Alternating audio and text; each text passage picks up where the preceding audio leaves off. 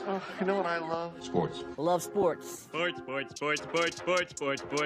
When it comes to Texas A&M. Where are you getting this information? Let me tell you. Welcome to TexAgs.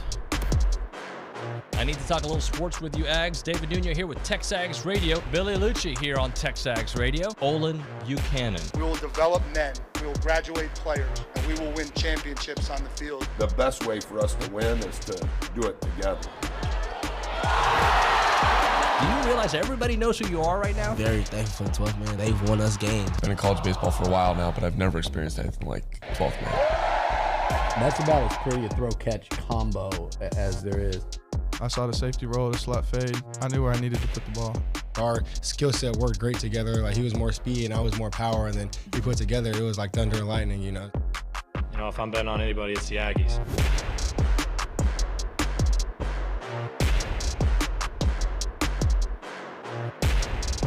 In a lineup that includes Judas and Brutus, Schlossnagle is at the top of the order. An absolute bar from our favorite columnist, Olin Buchanan. Welcome into TexAgs Radio, presented by David Garner's Jewelers.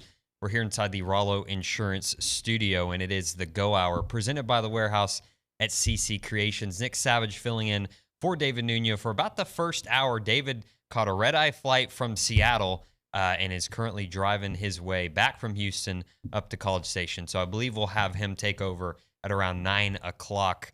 So you're stuck with me and OB for the first hour. Olin, good morning. Good morning. You know, I was wondering, and maybe there's not enough guys to fill out the batting order, but I was wondering if we did the batting order of 9, because that'd be 9. Texas A&M villains, the people that the individuals that Aggies despise and detest the most, the true villains, the absolute awful. There'd be a lot of burnt orange on that list. I can't even say the word. Yeah. How would you arrange the batting order? And would, because that was just an opinion, would Schlossnagle hit leadoff? I think it depends on how you want to structure your line. We can get real philosophical baseball, right? Is he the cleanup hitter or is he the leadoff man? I think he's hitting leadoff because to leave after a championship and being, or playing for a championship and being and lying about it for a long time, that. But when you go to Texas, yep. So I don't know. I wonder if anybody else has a different opinion on that. Text that in on the text line if you want to fill out your Texas A&M villains batting order rankings, whatever you want to call it. But yeah, we'll where get would to you those. batting? Where would you be hitting? Would you put him in cleanup? Yeah, I think. Yeah, so you got him at cleanup. Yeah, Okay.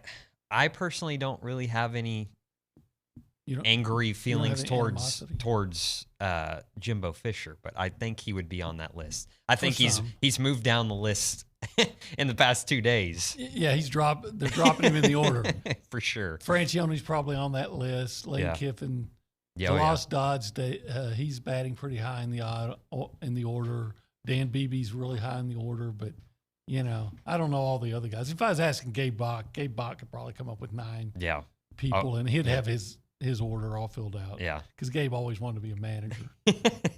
I would be too. That'd be fun. But anyways, obviously, OB, the big takeaway from yesterday is the introductory press conference for Jim Schlossnagle up in Austin. You booked it walk me through that timeline. So you were told, hey, maybe you should head up there around, 9 o'clock? Yeah, and it well, was at 11? First of all, I get a text message. I was asleep, so I didn't get it. But a text message went to my phone at 12:46 a.m. From Billy Liucci saying maybe you should go to the introductory press conference. So I woke up and I saw it, and I texted him back at 7:30, saying, "Do you want me to go?" No response. But he comes in here yesterday. I said, "So what about it?" He goes, "I don't know." And then he said no. That's all right. But the more we talked about what was going on, and the more he talked, I feel like he started thinking more on it and more on it, and maybe getting a little pissed off, and maybe thinking about Aggies and how they. And he said, "You know what? So it's 9 o'clock. We're just getting off." And he goes, "Go." I'm like, okay. I have less than a quarter tank of gas in my truck. It's about a 2-hour drive. Yep. You know, you got to account for traffic, possible traffic in Austin at all times. You got to account for the everybody who's made that trip to Austin from here knows you have to account for the speed trap that is Dime Box. You know, all the things you got to account. There's all the traffic lights in Caldwell. All those things. Can I make it? Yeah. So I did my best impression. I don't know if you know who Mario Andretti is. Of course. I'm a big race fan in the building. So of course. I'm being Mario Andretti in a 2018 black Silverado. I'm weaving in and out of traffic. I'm driving like crazy, thinking, well, if I crash and die, at least I did it for a good cause, you know? Oh, man. And my wife keeps calling saying, be careful, be careful. I said, I got this. There's time to be careful. And I get there and I get into the parking garage and I look down and say, I still got 15 minutes to go. Nice. And I get in there and I'm calling my friend Cedric Golden. Okay, tell me exactly where I need to be. And he said, okay. And so got in there and seated, and probably about 10 minutes before it all got started. So I surprised myself. So the big question around the office here was, A, would they let you in? I had that question. B, would you be able to ask a question? And apparently, yes and yes. So I go into the area, and it's think their version of the north end zone. What do we call that? Bright complex area? No, yeah, but on the other side. Okay, yeah. What do they call that? The zone? Yes. Yes. So think of that. And I walk in, and there's a lady sitting at a table with all these name tags. I'm thinking, okay, here's where I'm going to run into trouble. And I said, I'm here for the press conference. And she looked at me and said, who are you? And I said, my name's Olin Buchanan. And she said, and you're in the media? I said, yes. She said, okay. I'm like, that's it?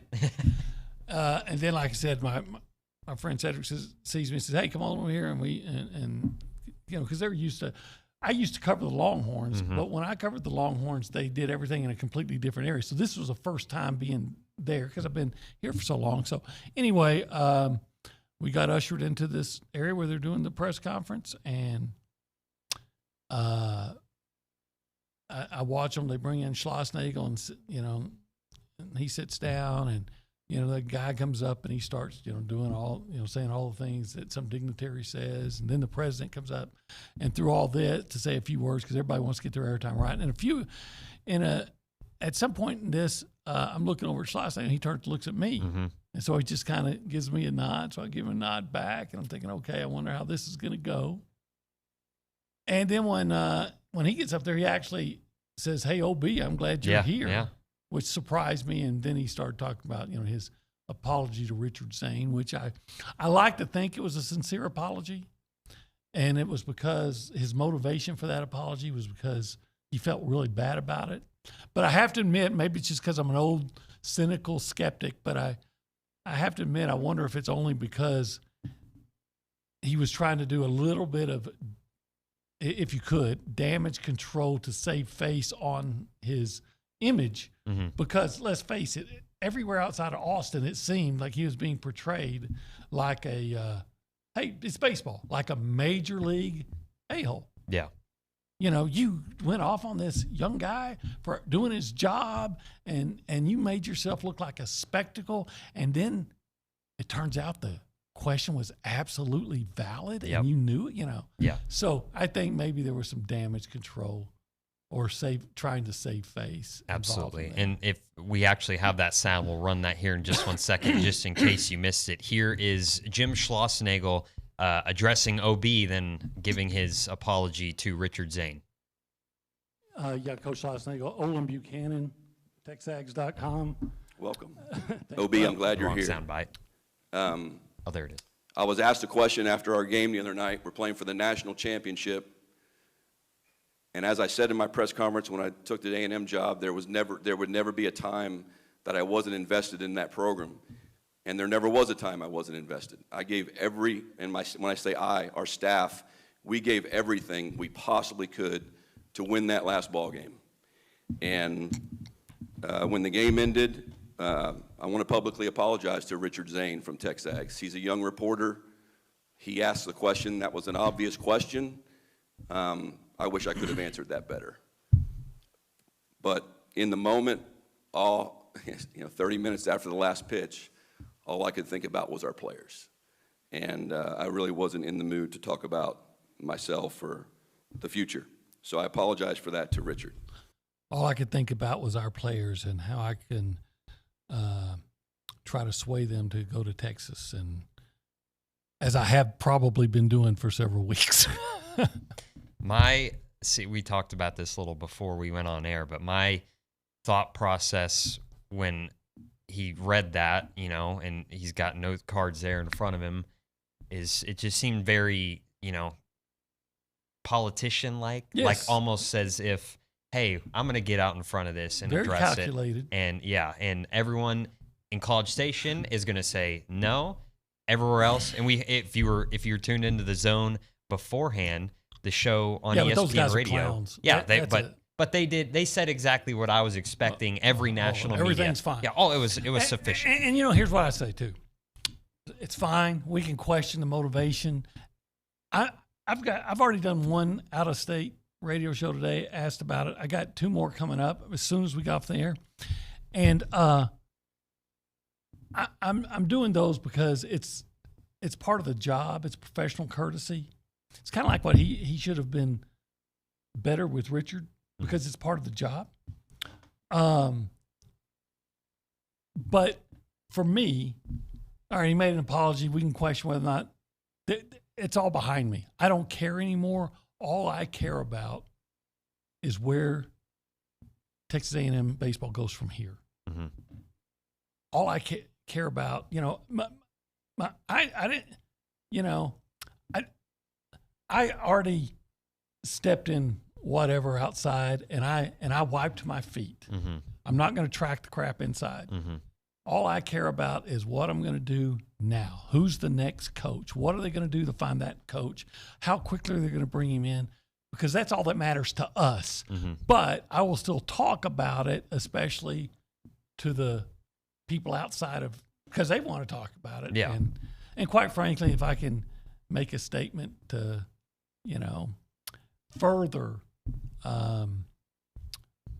further reveal the character of the guy that left us after telling everybody that he was staying, it's a good opportunity. How do you think he is stacking up in the court of public opinion? Oh, I think depending on where you are. Yeah, absolutely. Those people right there, the guys, I would bet you they couldn't have told you who was playing for the college. Now, if somebody gave them that on a piece of paper, I guarantee you they couldn't have told you 5 teams that were in the College World Series. Yeah. Right? They don't follow it. But so they said they probably don't follow college baseball at all. So, it's fine. And it is. Richard's not losing any sleep over it. Mm-hmm. Richard was more hurt by the Aggies reaction of people from TexAgs, which, I'm befuddled, but that's another story. So fine, but what do we really care about now? Mm-hmm. I'm not going to waste one more second personally worrying about that teller of untruths. Mm-hmm. Moving forward, I'm going to care about who's the next coach that's going to come in, and how do we all help him? How does Texas A&M help him be successful so he can consistently beat that teller of untruths? Yeah, absolutely. I feel bad because I keep I keep dragging you back in. No, it's still I get it. It's a hot topic of conversation. Yeah, I did want to play your question in its entirety. It's about a 3-minute clip because I have a speech pattern that makes which should be like a 20-second question, maybe not even, and I make it into a 30 to 40-second question because it's the way I talk. I can't help it. But it's the question that was on Aggie's mind. So here's OB's question to Jim Schlossnagle yesterday at the introductory press conference in Austin. Coach Schlossnagle, Olin Buchanan, TexAgs.com. Welcome. Thank you. Coach, on Monday night, you said that you went to Texas A&M with the idea of it being a last job, and then you said that your mind hadn't changed beyond that. So, number one, what changed? And then number two, what would you say to those Texas A&M people that supported you that feels like that you intentionally misled them? Well, I didn't intentionally mislead them. And that's a very fair question for you to ask because that is what I said.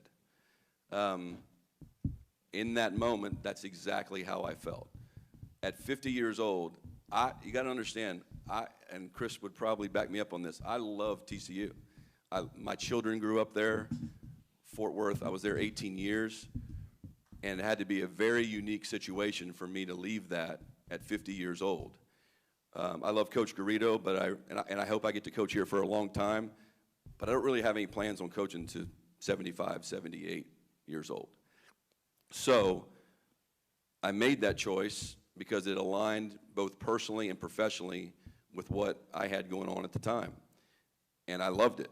And I dove in with every single ounce of me to help A&M have the very best baseball program it can possibly have. And that investment lasted through the last pitch of the national championship game. It never wavered, not 1 second. I don't care what anybody says. As Chris likes to say, we have jobs and try to run a business on other people's passion.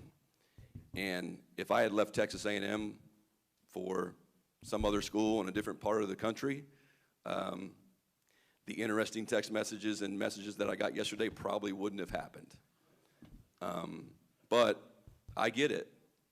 You can't ask for your fan base to support you and be passionate like the 12th man always has been, but really was this year. Our crowds were awesome.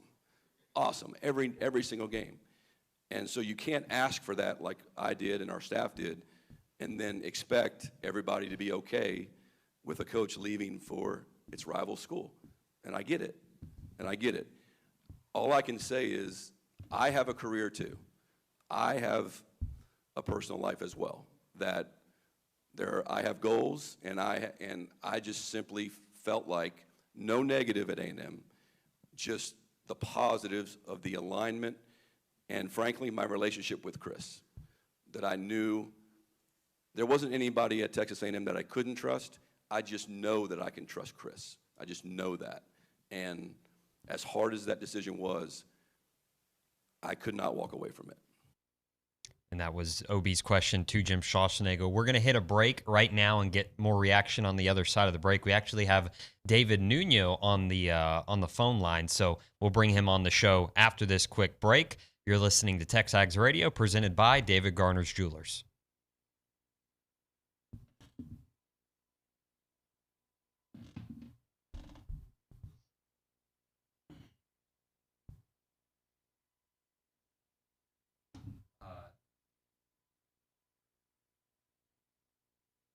Yesterday's show, in terms of second most viewed show we've ever had. I think by the end of the week, it's definitely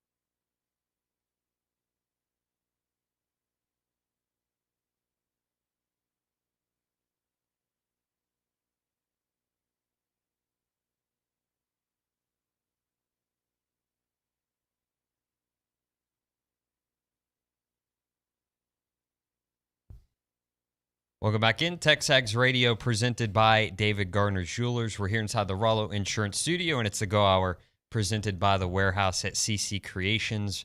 Maroon U is your ultimate stop for brand name apparel, gifts, and accessories for the entire family. We're actually going to go out to the hotline here in just 1 second to talk to David Nuño, who is making his way back to College Station, I guess from Seattle into Houston this morning.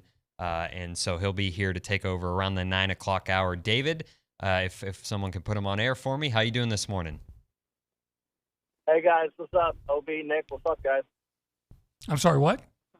He said, what's up? Oh, what's up? Yeah. Hello, Olin. How are you, sir? I'm doing very well, considering all things. Good. Well, David, since you're calling in, I would assume you have... Wait. What, Dave?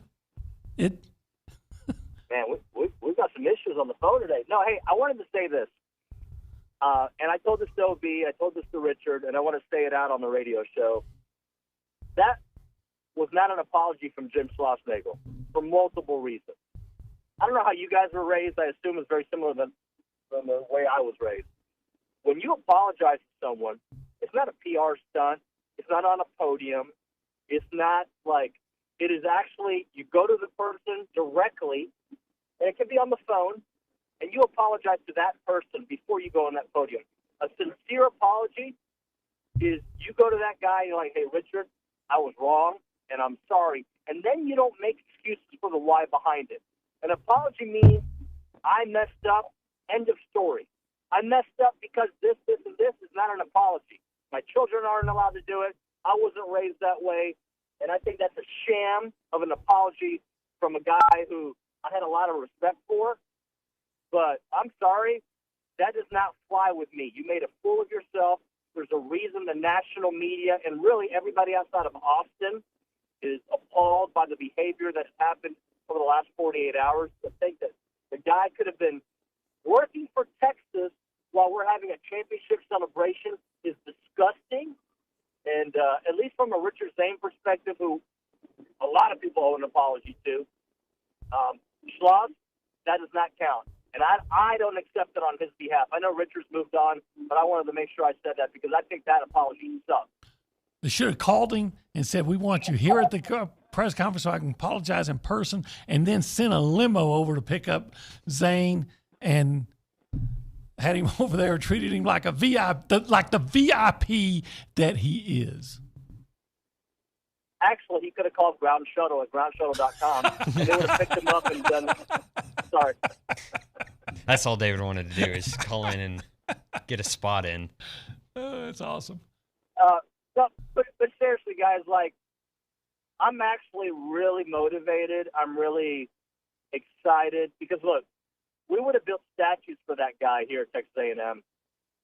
But now that we know the real guy, do we really want a statue? Like, you know what I'm saying? Like, he's a phenomenal coach, and he will probably win big at Texas, right? Just like he won big at A&M. Didn't win the biggest thing, but the guy knows how to build a program, and he was actually very kind to me. We had a good relationship. But I'm not doing my job, first off, as a man, and secondly, as a talk show host that represents our university, if I don't call it out, and the behavior, what I feel like happened, and again, we'll see what comes to light. But the whole thing, I'm embarrassed by it, and to be honest with you, I'm glad he doesn't represent our university anymore, which 48 hours ago, I wouldn't have said that. Yeah, ditto on all those things. Yep. Great points. I agree with them all.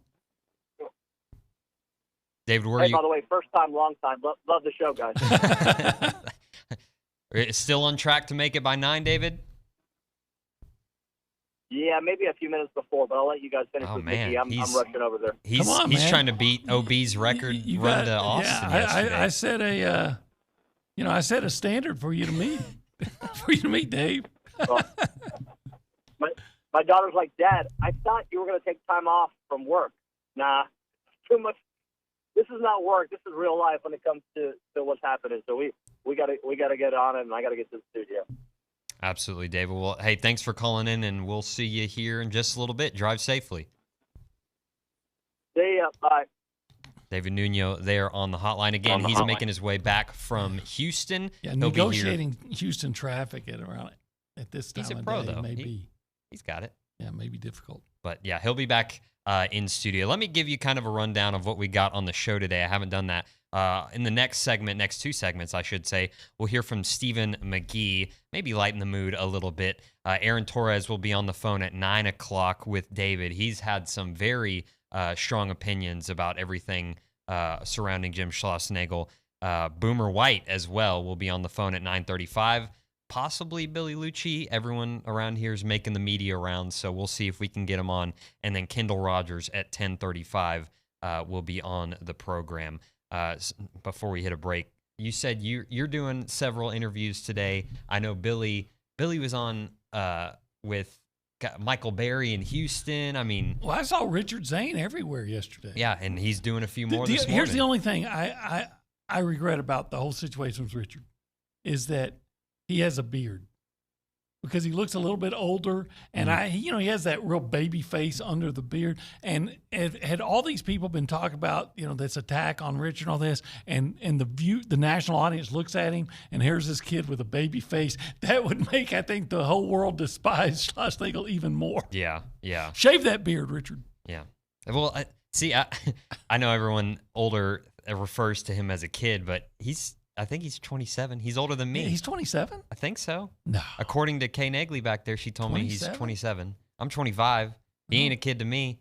He's a people grown A reporter. People in 30s are kids to me, but I thought he was younger than that. But I'm just telling you, if he shaves that beard, he looks like he's got a baby face, and it would have made people even angrier. Yeah. Handsome young man, that Richard. Now let's tap the brakes a little bit. We're going to hit a break here, and on the other side, we'll get to Stephen McGee, talk a little Aggie football. I'll ask him what he thinks about everything going on, because he's, was in the center of the A&M TU rivalry for a long time, so we'll see what he thinks about all that. You're listening to TexAgs Radio, presented by David Gardner's Jewelers.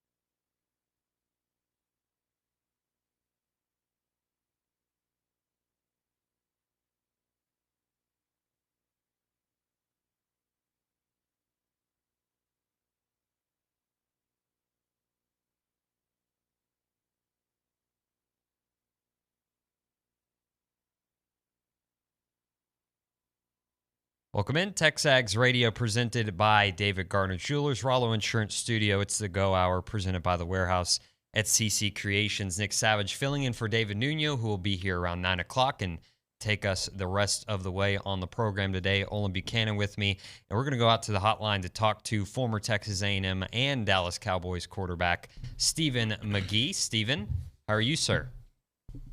Fantastic. Is there any news in Aggie Land recently? No, not at all. Before we get into that, let me first say thank you for giving me and Maura, my now wife, a wedding present. Very gracious of you. I have a thank you note for you whenever you come into studio, but just thank you for that. Yeah, because you're not worth the stamp for him to actually mail it to you. True. Yeah, I don't blame you. Yeah. Congrats, buddy. Thanks. Thank We're you. happy for you guys. Yeah, thank you. Hey, Stephen, in your vast experience of dealing with, professional and college coaches, and maybe not even directly, maybe just who's the biggest liar you ever were involved with? Oh, mercy. What a mess. I mean, look, I'm gonna start off with this. You guys know I'm not a baseball person. But dadgum, this is a lot of stuff come to light in the last 24 hours, more baseball talk than I thought I'd ever have in one lifetime. But it was pretty disappointing, to be quite frank, on the front of the line, and then of course going after Zany, our boy. That really frustrated me. I thought we were about to have to bump and grind for a second. And yeah, I mean, there's a lot of opinions here. I think before we move on to football, I would say my one opinion on the move. I'm not bothered, and I don't know y'all's take on this, that he moves to Texas. Like, I think the timing of it is suspicious. The fact that he's not committed to his team, like all those things are like huge red flags and a huge concern.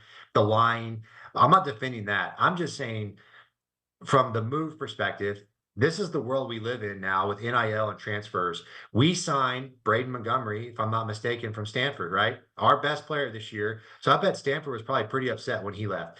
We signed Slosh from TCU. I bet TCU was probably, I don't know the true story now about why he left TCU, but let's just assume that they were probably disappointed when he left and come to A&M. So, we did the same thing with Jimbo Fisher when he left Florida State. I'm not sure if they were actually upset or they were thankful, but either way, we're going out and signing players, and the sword cuts both ways, and it's tough.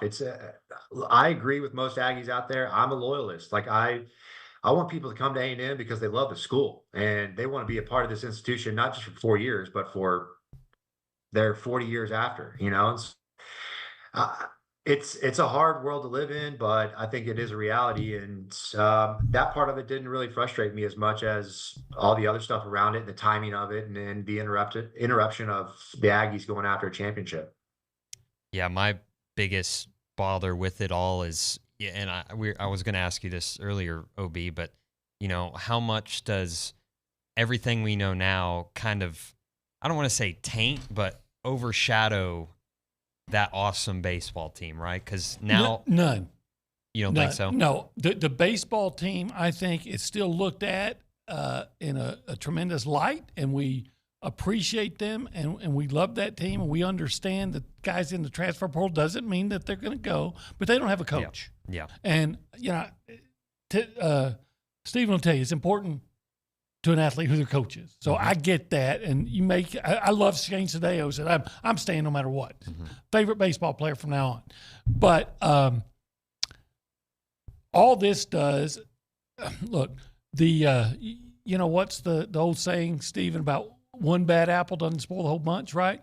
So just because there was a rotten, worm-infested,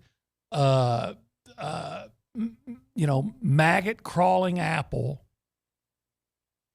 it doesn't mean that there wasn't, a whole bunch of delicious apples that made an amazing pie. It was tremendous season. Love those guys. We exalt the team, and we can do that and always remember the team and appreciate them while understanding and acknowledging what a colossal D-bag the coach proved to be. Yeah. Yeah, I totally agree. I mean, I watched more baseball this year than I have in my entire life, and that's a tribute to this baseball team. So I'm right there with you. You can never take away. It was like, I don't know, the Deflate Gate deal with Tom Brady and the football is like, that doesn't take away the fact that Tom Brady's out there spinning it and making the throw. You still got to make the throw. I don't care how many ounces of air in football. It's an incredibly difficult task to execute. You can't ever take that away from what he did on the field. And same deal with his baseball team. All this stuff that's gone on around it, it will not take it away. And Toby's point earlier about the transfers, yeah, like these guys have a future. But I'm going to go out on a limb and say that we're going to hire a really good baseball coach. We're going to have an $80 million stadium, it sounds like. And, I'm not going to say that they're going to, if they stayed at A&M, that they're going to be set back, but they do want clarity. And unfortunately, the portal window is pretty difficult, as I understand it. What is it, like a week left? Mm-hmm. So they got to make some pretty big decisions without much clarity. Yeah, less than a. But I do know this, and I assume it's going to be the same with Trev Alberts, right? Mm-hmm. Athletic director Bill Byrne once told me this. He always had a top 5 to top 10 list of coaches to hire in every sport. Mm-hmm. You have that list as an athletic director that as soon as something happens, because, what if your coach, God forbid, and he had a heart attack? Mm-hmm. What if he just decided one day, hey, I got to retire? Have you seen that happen? So I would imagine that they've already, like within hours after Schlossnagle, the turncoat turned toward Austin, within hours they were making contact with not just any coach, big name coaches. I don't know if there's anything to this. There may not be, but a reporter friend of mine out of state who covers a lot of SEC stuff called me yesterday and told me he thought that Kevin O'Sullivan from Florida would be very interested. Now, I don't know why he said that. I kind of say why, but he just signed an extension. So that may not be realistic, but what if it is? What if Kevin O'Sullivan from this reporter's town, if this reporter's right and Kevin O'Sullivan wants to come here, would you make that? I don't know if he's the guy, but I guarantee you A&M's going to be able to land a guy with those kind of credentials. Well, I think it's. I hope that we get a coach in here that has good character. I know that people want to win, and I want to win too. But I'm at the point now where I'm so disappointed in the quality of the human beings that we brought in some of these key positions. I mean, there's something bigger here than just being a really good baseball team and going on to the MLB. If I was the parent of one of these kids, I would not want them to go to Texas to play under the same coach. He wins a lot of baseball games, but there's something much more important for the character of your young. I mean, can you imagine having an 18 to 22-year-old kid that is playing for a guy like this? That's their role model day in, day out. That's the standard that's going to be set. And yeah, you may go on and play baseball, but you're going to have to raise a family. There's a lot more here than just being good at a sport and winning. And I think we can do both. And that's a challenge, but I just feel like we have overlooked the quality of the character of the person that we are bringing in here. And that should be an important component of bringing in any head coach, especially one of the big three. Yeah, okay. But you know what? Here's the deal. Guy could be just a perfect guy, somebody we would admire, a mountain among men. But if he doesn't win enough, gone. Yeah, he's going to be gone. Yep. Bring in another one. Try until you get one. Like for instance, and he's not going to be available, but if Tony Vitello, who a lot of people don't like his act, if he would come to A&M, I would celebrate it. Mm-hmm. As long as you're not doing things like negotiating with another team while you're trying to send get your team through the playoffs even before, and then allegedly recruiting for another team while you're being paid by Texas A&M. Allegedly. Well, I got a daughter, OB. I'm going to tell you this. If one of the head coaches ever, and I don't know, this is alleged, but if he ever sent a picture to my daughter, there's going to be a crime scene. I can promise you that. I will not stand for that any day of the week. And I just one allegation out there, but lying to to another man's face, that's unacceptable. And the standard's got to be better than that. And I don't care if it's Vitello, Nick Saban, whatever. You may not like Nick Saban, but I'll tell you this: he does his business the right way, and I respect that about him. And those are the kind of guys that can get to the top and do it the right way without these character things that have really come to the surface after the move. Yeah, but it's pretty disappointing. That's why I always respected so much as a reporter. We weren't friends. We had a friendly relationship, like coaches and writers are best, but we're not friends. But why I always respected R.C. Slocum, I never knew R.C. to lie to me. Now, I knew that sometimes he wouldn't be available, or if he didn't want to talk about something, he would just say, give you some like I'm not going to comment on that right now. But I never once was lied to by RC that I know of. I mean, perfect example would be perfect example. That is a guy that gets A&M's brand. That is a hire that even after he is gone, he is the kind of coach that A&M points back to and says, "Man, that's what we're about. That's our brand. That's, did he win a national championship? No, and did he end up getting fired like all coaches do? There's coaches that have been fired and are about to be fired, but that guy is a great brand for A&M. Absolutely. Let's hit a break here, fellas, and on the other side, we'll continue a little bit of this conversation, maybe get a football question or two in there. You're listening to TexAgs Radio, presented by David Gardner's Jewelers.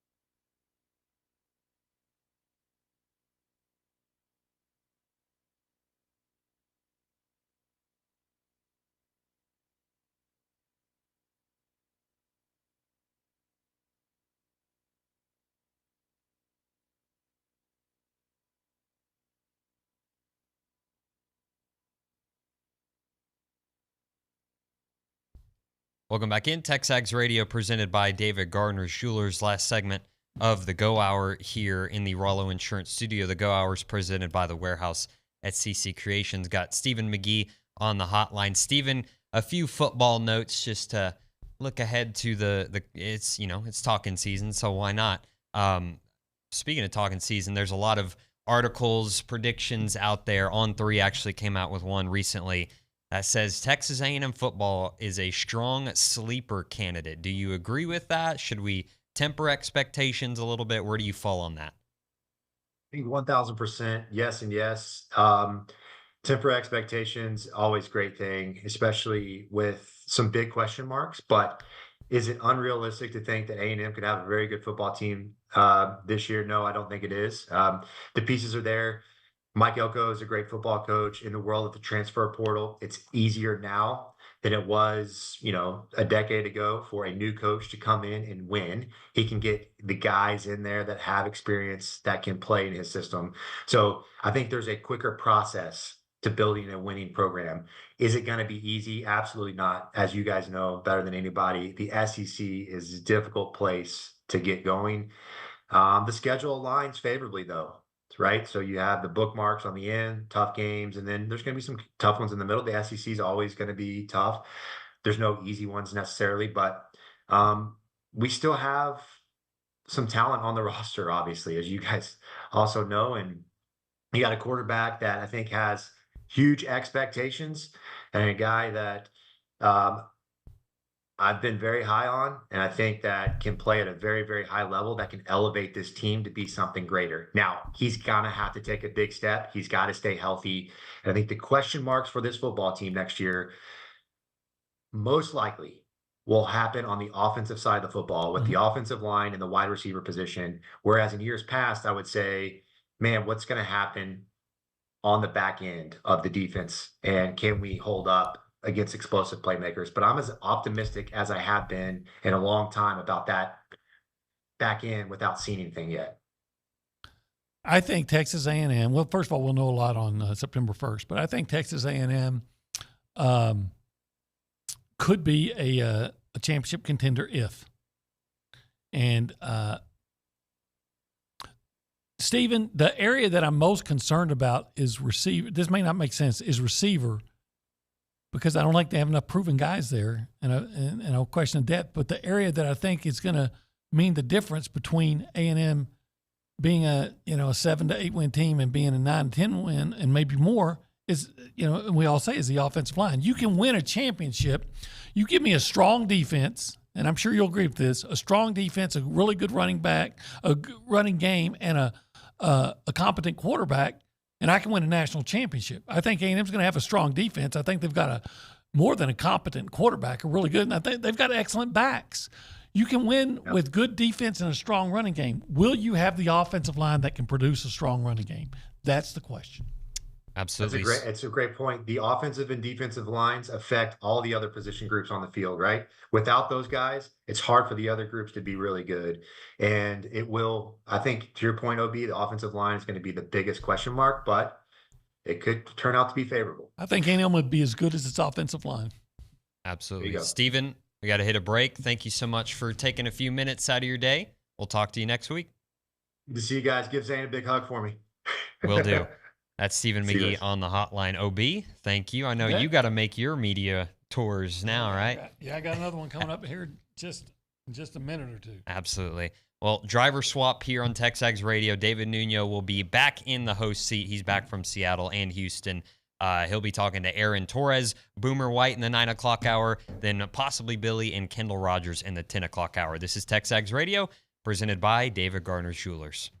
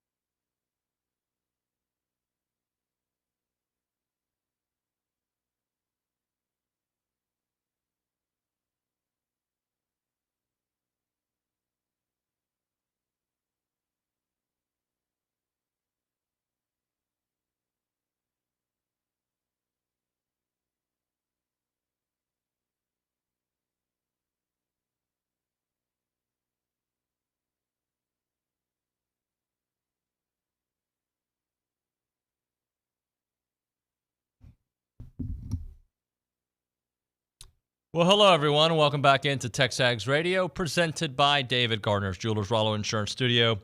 Red eyes suck. They do. I think it might be my second time I've ever done that.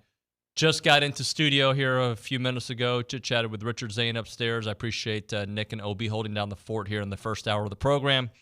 But our friend Aaron Torres is joining us now here on TexAgs Radio because he's got hot sports takes and he's got them galore. And by the way, this is brought to you by Milliken Reserve, a College Station community that has homes, trails, farms, wide open spaces with a mission to build a healthy community around nature. Take part in the Milliken Reserve community with a Conservancy membership. Learn more at millikenreserve.com. AT, FSR, and of course, Aaron Torres online. Good morning, buddy. So, am I hearing this correctly? You literally flew across country just to make it in studio in time, just to talk to me? That's what I'm understanding here? Yeah, because I've noticed that you've brought up on several occasions how your feelings were hurt on the day of the College World Series last week where I had to reschedule the show, and you're like, I can talk college baseball. Well, how about the last time we talked? Oh, Torres, how come you can't open a Zoom link like my buddy Jim Schlossnagle? Schloss can open a Zoom link. He's the best guy I've ever met. Never said guess that. What? You know what? Never said that. I can't. Well, let's have whoever's back there. I don't know if it's Emily or whatever. Let's pull the audio from my last clip. Best guy I've ever met. Well, there was some of that. I don't know. Whatever. The point I'm trying to make, I'm never leaving you. You don't have to worry about that. But I do have some listen, in all seriousness, I know you guys can get any guest in the country to talk about this, and I am fired up that you wanted me because I think it's one of the more fascinating stories that I've seen in a very long time. Look, man, let me just set you up with this because I'm very curious. I haven't heard I didn't get to hear your podcast this week when you did discuss it, but I do want to say this. I feel like I owe my audience more because I felt like I'm usually really good decoding stuff, right? Like I'm really good at reading people, I think.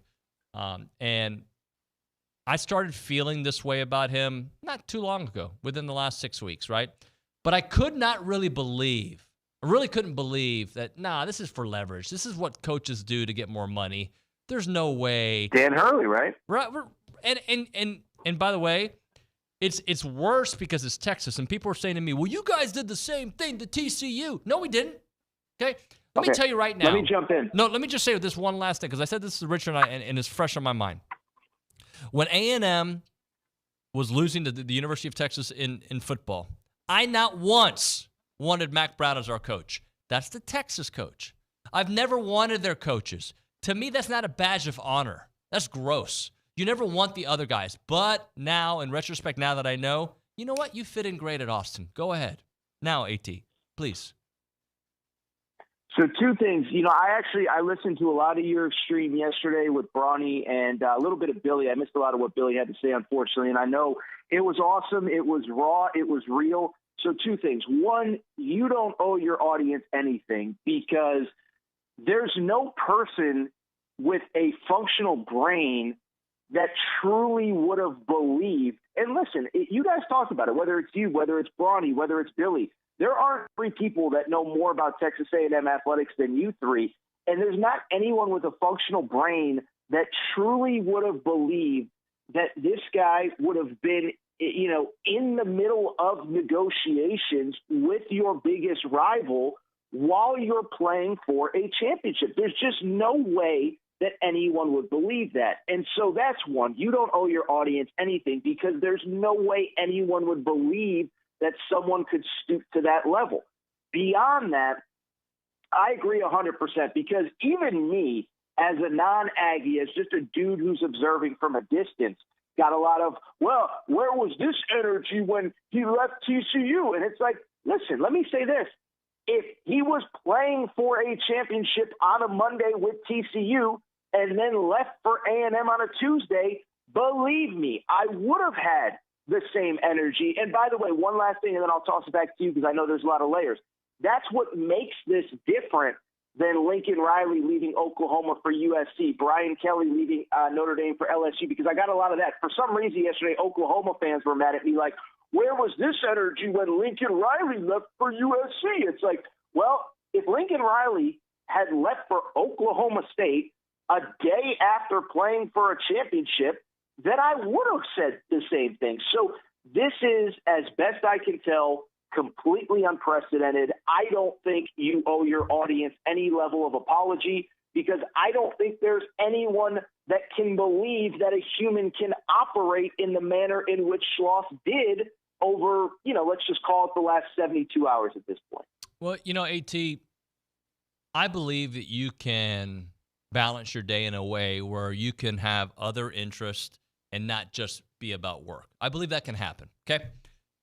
Where I think that falls short is when you're playing for a national championship and every inch, everything matters, right? Like, can you, when you're taking on, I don't know, Prairie View A&M, have and no disrespect to them, can you maybe go to H-E-B and get yourself some groceries and be thinking about what your summer vacations might be for a small part of your day? Absolutely. But if in the back of your mind... What you're saying is, are you going to prep differently the day before the Notre Dame game for your radio show than you would in June? You can pretend that you won't, but you will. Everybody's got different stakes on different days at their jobs. Yes, but continue. Well, look, I try to tackle the job with the same energy. By the way, I treat every sport with the same energy that I treat football, right? That's how when Coach Henry's here, he gets my undivided attention. Coach G, Garrett Chadwell, all of them, Trisha Ford, they all get, to me, the job does not change. But there are certain times of the year where that job maybe goes, like right now, I was quote unquote on vacation. I did every show I could, right? Because it matters. This is a different level of energy, right? There's a different, and when you're playing for a national championship, when you're 9 outs away in game 2, and you are an inning away, a pitch away from tying it in game 3, if you think you have time to be balancing, and maybe when you made the decision back in April to go to another school, the rival school, by the way, because you want to be with your best bud, maybe it's not that hard to focus on the game, because I do think he wanted to win. I'm not one of those who doesn't think he wanted to win, but yeah. But there had to be a lack of focus, especially if you're talking to kids about joining you. Well, and that's the thing, right? And I agree. I think you can say you're giving 100%, but you're just not. You're just not. And I just think that whatever it is, if anything, and I said this on my social media feed yesterday, and I know some of the players have entered the portal, so I know there's some bad blood there. But I think it's actually a testament to the players that they were able to put themselves in the position that they were, which was, again, a couple outs on Sunday from winning it all, and then obviously in position where one swing could potentially send you into extra innings on Monday, or who even knows at that point.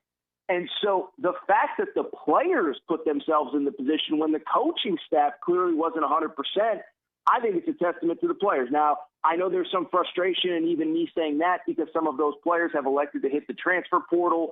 I get that. I think players, have that right when a coaching staff leaves. But no, I agree. And that was another takeaway. It was like the fact that they were in this position when, and you guys have broken it down way better than I ever could, but it obviously wasn't just Schloss. It was the entire coaching staff. It wasn't as though, he was operating under the cloak of darkness and nobody else knew. And it's like, no. They were all aware, and they were all in some way, shape, or form planning for the next moves in their careers as well. So listen, and we can keep going, but I think what you said is accurate, is good riddance, man. If that's the way that you operate in the big, and by the way, if that's the way you operate in the biggest moment of your career, you're already looking for the next thing, the next this, the next that. And then, of course, there's the added layer of insulting Richard Zane for doing his job. Well, then, like you said, have good luck in Austin, because I think we speak for everybody. It doesn't matter what school it is. That's not, well, maybe there's one school that would say otherwise, but that's not the way that you want somebody representing your university. I would feel the same way if that was my coach, if that was an A&M coach, if that was a Tennessee coach, whatever. But I think there's something to that, is if that's how you're going to operate in the biggest moment in your career, with one foot out the door and one eye on something else, then go do that somewhere else. So a couple things. I don't know if you watched the presser. I'm sure you heard it, but he looks very uncomfortable. And that's a guy that I think is very comfortable in a media setting. Like every time I've talked to him, his introductory press conference at A&M, to every time he sat in this studio, and he was very kind to us. He was very good, right? But that was a man who I think maybe realized he made a mistake. Now, he'll live with that mistake. Well, can I say? Sure. Sorry, go ahead. No, you're my Well, I guest. was gonna say, no, well, I don't know if he thinks he made a mistake. That I'd be curious for your perspective. Actually, I think there are times in life, and this is a weird analogy, but I think this is what the WNBA is going through right now, where it's like you have operated kind of in this bubble where, you know, you're a college baseball coach, and admittedly a very successful one, but I don't think 99% of America, if not more, knew who Jim Schlossnagle was really until Tuesday. Forget Monday, because, I mean, listen, you and I watched the game. You were there, I think, or whatever. But, like, most people didn't know who Jim Schlossnagle was. And by Wednesday morning, he was a national story. You know, I was texting a buddy of mine, Fox Sports Radio. They were talking about him yesterday. Mad Dog Russo went on a rant about his behavior yesterday on First Take. And so I just bring that up to say, was he uncomfortable? I don't know. But I think there was a level of, holy crap, this thing got so much bigger than I could have ever anticipated it would have. And again, David, it's because of the circumstances. And again, to use the Dan Hurley analogy, it's one thing for Dan Hurley to interview for the Lakers 5 weeks after his job ends. It's another thing for Schloss to literally accept the job of his biggest rival one day, not even one day. What are we talking about? 12 hours after playing for a championship, where anybody who cares about sports at all, and I understand it's a little bit of a slower time, but anybody who cares about sports at all can read the tea leaves and be like, oh my goodness, this guy was coaching for a national championship while he was clearly negotiating in negotiations, or negotiations were over for another job. So maybe, and I actually would be curious, because you certainly have a professional working relationship with him. Do you think it was uncomfortable? Or do you think it was, holy crap, this thing is way bigger than I ever expected? Or do you think it's probably realistically a combination of both of those? I think it's a combination of things. And here's, to me, like what some people are forgetting. For the last, I don't know, maybe forever, but the last 3 years, the last 12 months for sure with Jimbo, like A&M has been the joke for a lot of national folks, right? They've come at A&M. I see it on social media for our traditions, for our yell leaders, for Jimbo. Like there's 100 reasons, right? And part of that is college sports, right? That's what makes it so passionate and fun. I feel like everybody, not everybody, but close, 98.2% scientific poll are on A&M's side, and not the Schloss side on this, and not the Austin side of it. So that should tell you something. Well, there's no doubt, David. And it's funny, I know you were traveling, but, I did a live stream on whatever it was, Tuesday night. And the reason that I did it was because I could tell on social media that there was a level of anger, certainly from A&M fans, but I think even other fan bases. And what amazed me was, and I know you guys are on YouTube too, so you know this, David, is, you can see the comments in real time. And what I was sort of blown away by, well, first of all, the numbers on the stream were insane. And I'm so grateful for anyone who's listening now that may have tuned in.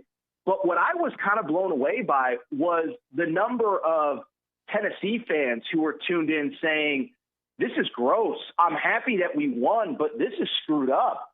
Arkansas fans, anybody that cares about college sports, I think was honestly sort of offended by this, because everyone's been in that situation where you lost a coach, right? I mean, a lot of Tennessee fans were equating it to, man, I remember where I was when Lane Kiffin left for USC out of nowhere, and that was bad, but this is worse. And I'll be honest, I'm with you, David, is I thought when this stuff was breaking, and I'm far from an expert, I was just watching on social media like everybody else, and the kid who helps run our Torres on Texas A&M page he texted me. I was driving, and he's like, "Dude, this is happening. He's leaving." And I'll be honest, David, I thought, knowing social media the way that I do, that it was going to be a lot of what you said was, LOL, A&M, poverty program, whatever. And it's like, no, I think there's a lot of people that love college sports that were, again, offended by the behavior of Schloss, of like, this dude supposedly, what we just talked about, this dude supposedly leading his team, putting his team in position to win a championship, and he's out the door 12 hours later. I think there were a lot of fan bases that I think virtually everybody was on A&M's side on that one. And as you said, David, there hasn't been a lot of those instances here over the last certainly several years. Really the Jimbo stuff, et cetera, et cetera. Well, look. Couple things here. This is not like Ole Miss when they won the national championship that kind of came out of nowhere. This is not like the run that Florida just went on where, midway through the season, you're like, man, things aren't going right. I don't know what I'm going to do, right? If everything that I've read is completely true, he was talking to Texas during the Georgia series. The Georgia series, A&M was the number 1 team in the country, which meant they had a chance to win a national championship. You're not the number 1 team that, you know what I'm saying? Like you had everything. You had the roster. You had the renovations coming. You didn't have your best friend. Look, I have a dear friend who lives in New York. I'm not going to go move in with him, right? Like, I'm just not. Like, I love what I do at TexAgs. I got another friend who lives in Los Angeles. I don't want to live in that community. I'm good, right? Okay. Okay. But, I mean, I know that's your place, but I'm happy, right? And if you're not happy, you shouldn't be here. Like that's not. But when you tell us, you're going to get emotional talking about the 12th man, get the bleep out of here. You're not going to get it. Come on, man. Don't just be honest. How about when you tell America, when you tell Richard Zane, I took this job so I never have to take another job again. And, this is something where, and this is where my novice, I think everybody listening knows, I enjoy college baseball. I joke about being a college baseball guy, but I really don't know anything about the sport. But this is where my novice, college baseball brain comes in. And it was something I mentioned on the stream when I was talking about this topic, which is like, I just find it hard to believe if you're an out away or a couple outs away, whatever it is, from winning a national championship as the number 3 seed in Omaha. What is there at Texas that you can't do at Texas A&M? Like, in other words, is it really a better job? Like, and I use the example, right? So, again, college baseball guy Torres, my alma mater, UConn, has made the super regionals in 2 of the last 3 years. I believe they're going to be in Omaha soon. But if Jim Penders, who's the UConn baseball coach, was offered the Texas job, I would help him pack his bags because I would say that is a definitively better job, and you should take that job if you're Jim Penders. But I say that to say, from what I can tell as a 2-week-a-year college baseball fan, is Texas a better job than Texas A&M? Because you just had Texas A&M in position to win a national championship. And so that's the other part is, and again, I'll just equate it to the analogy that's easy to use right now.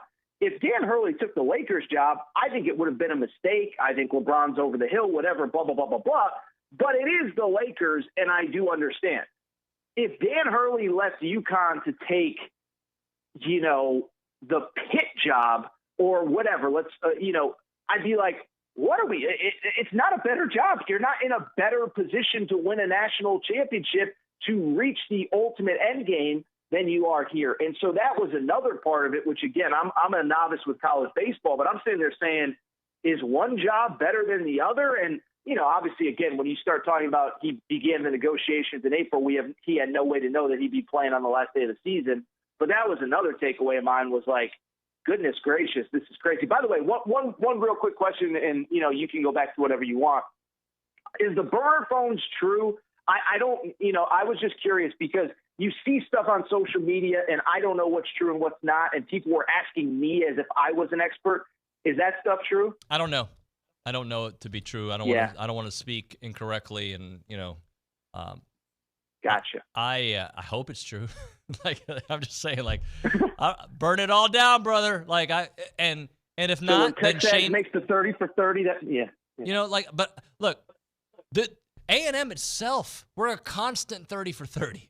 It's constant. It's constant. True. Like, and I'm blessed to be a part of this amazing community because there are some great storylines. There's amazing people that I work with.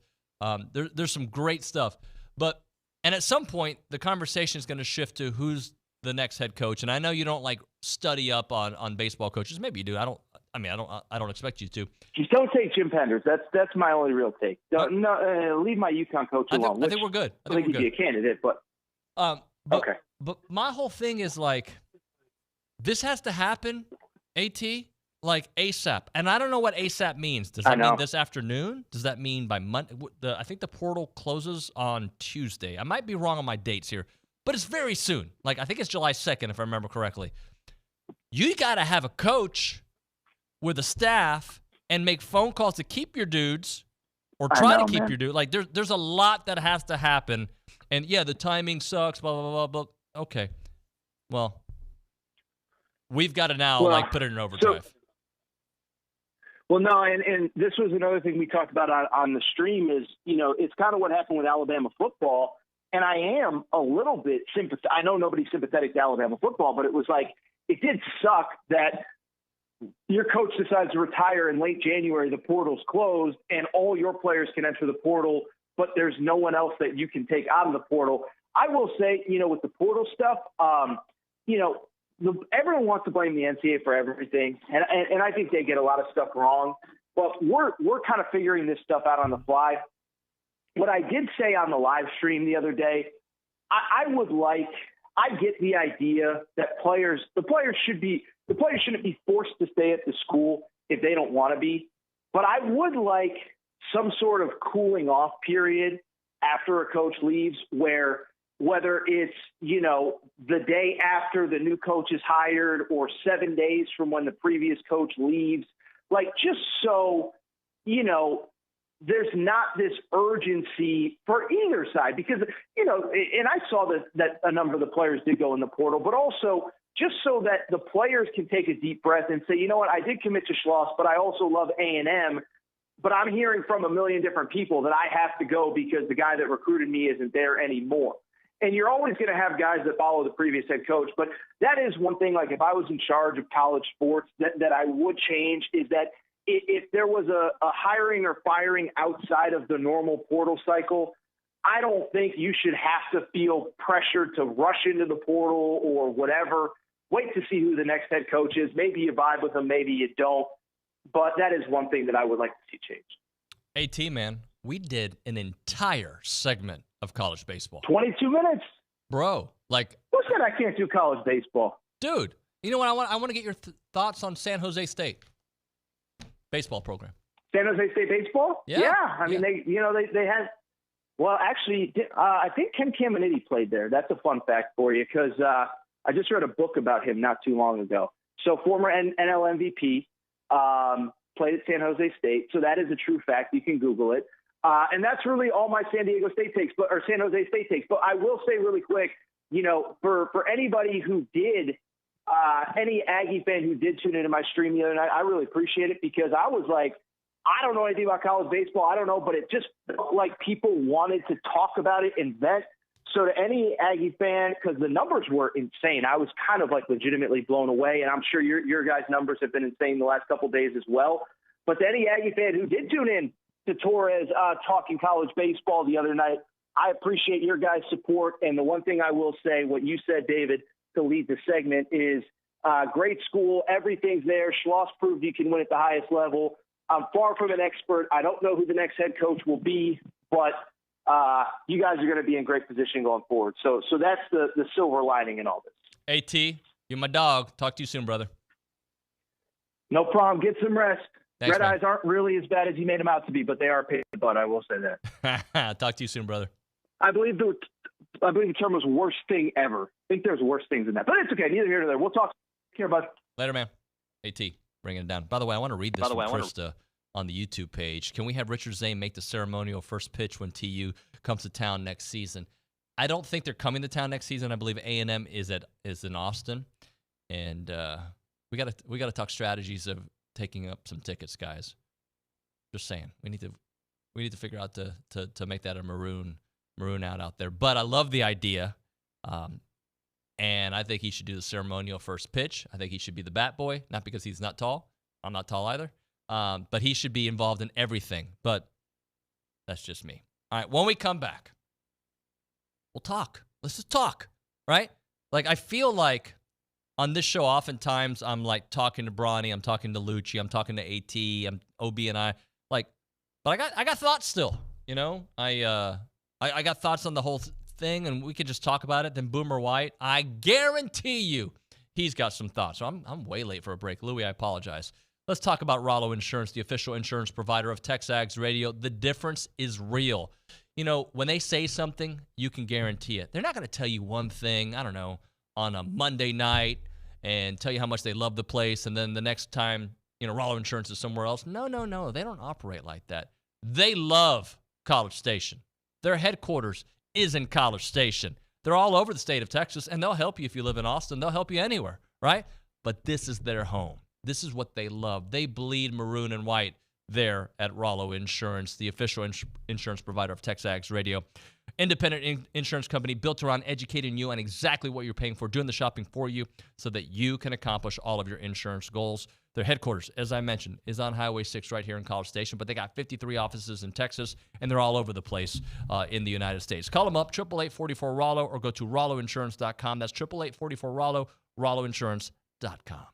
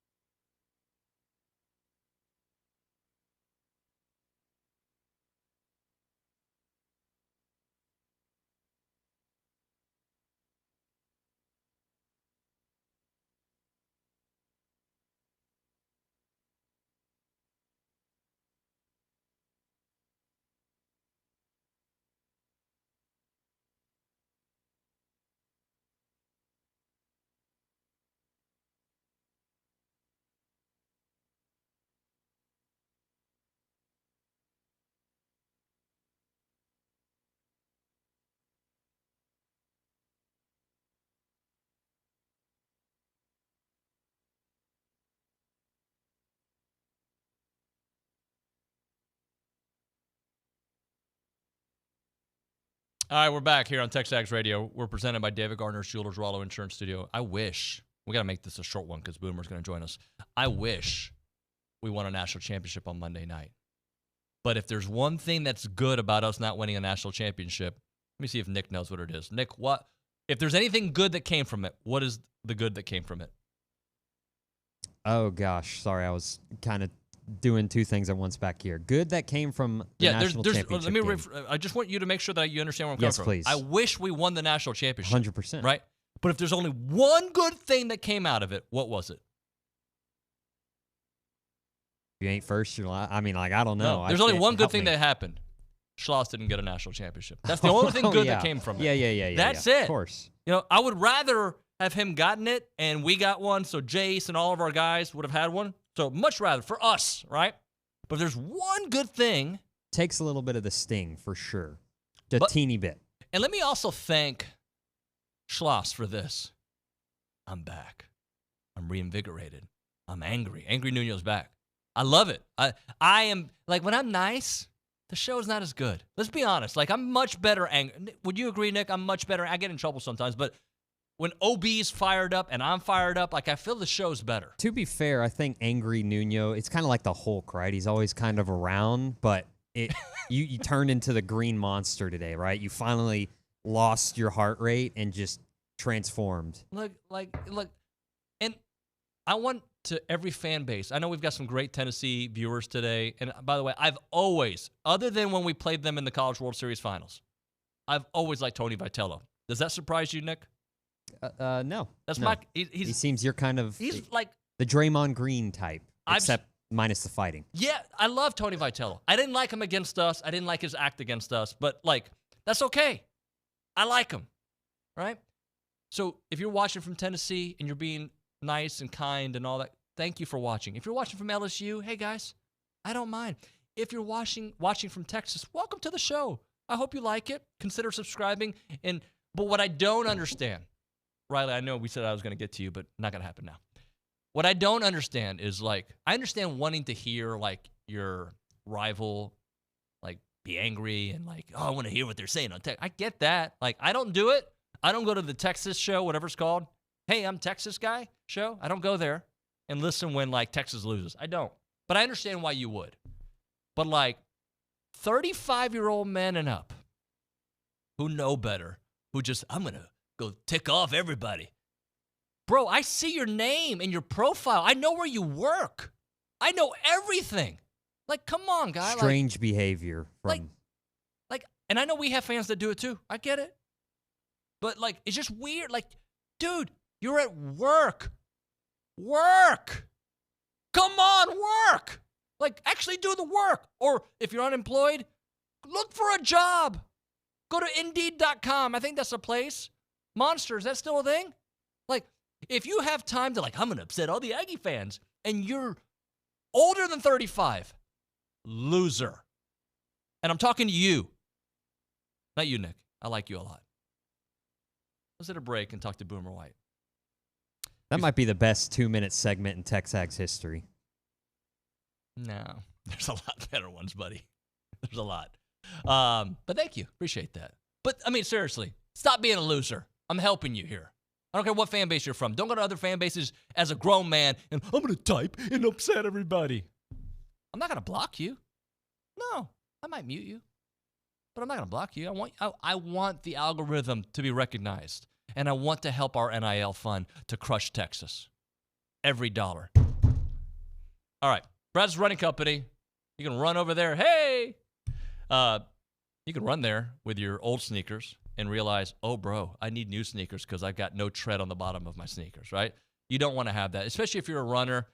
Tread matters, guys. Like, the soles matter. That all matters. Like, you can get injured. Your body starts aching when you're running a lot. I wonder why I'm hurting, man. Maybe I can't run anymore. I'm old. No, it's your shoes. Get new shoes at Brothers Running Company, where they're passionate about running and finding the right shoe for you. Birkenstock. They've got Viore, one of the hottest athletic brands out there. And remember, if it's a birthday, if it's, thinking about the holidays, if thinking about, I don't know, just like, hey, my kid got straight A's, let me get him something. Go to Brazos Running Company, where they got all the top brands and they got all the top shoes. Located at Century Square below the Star Cinema Grill, it is Brazos Running Company.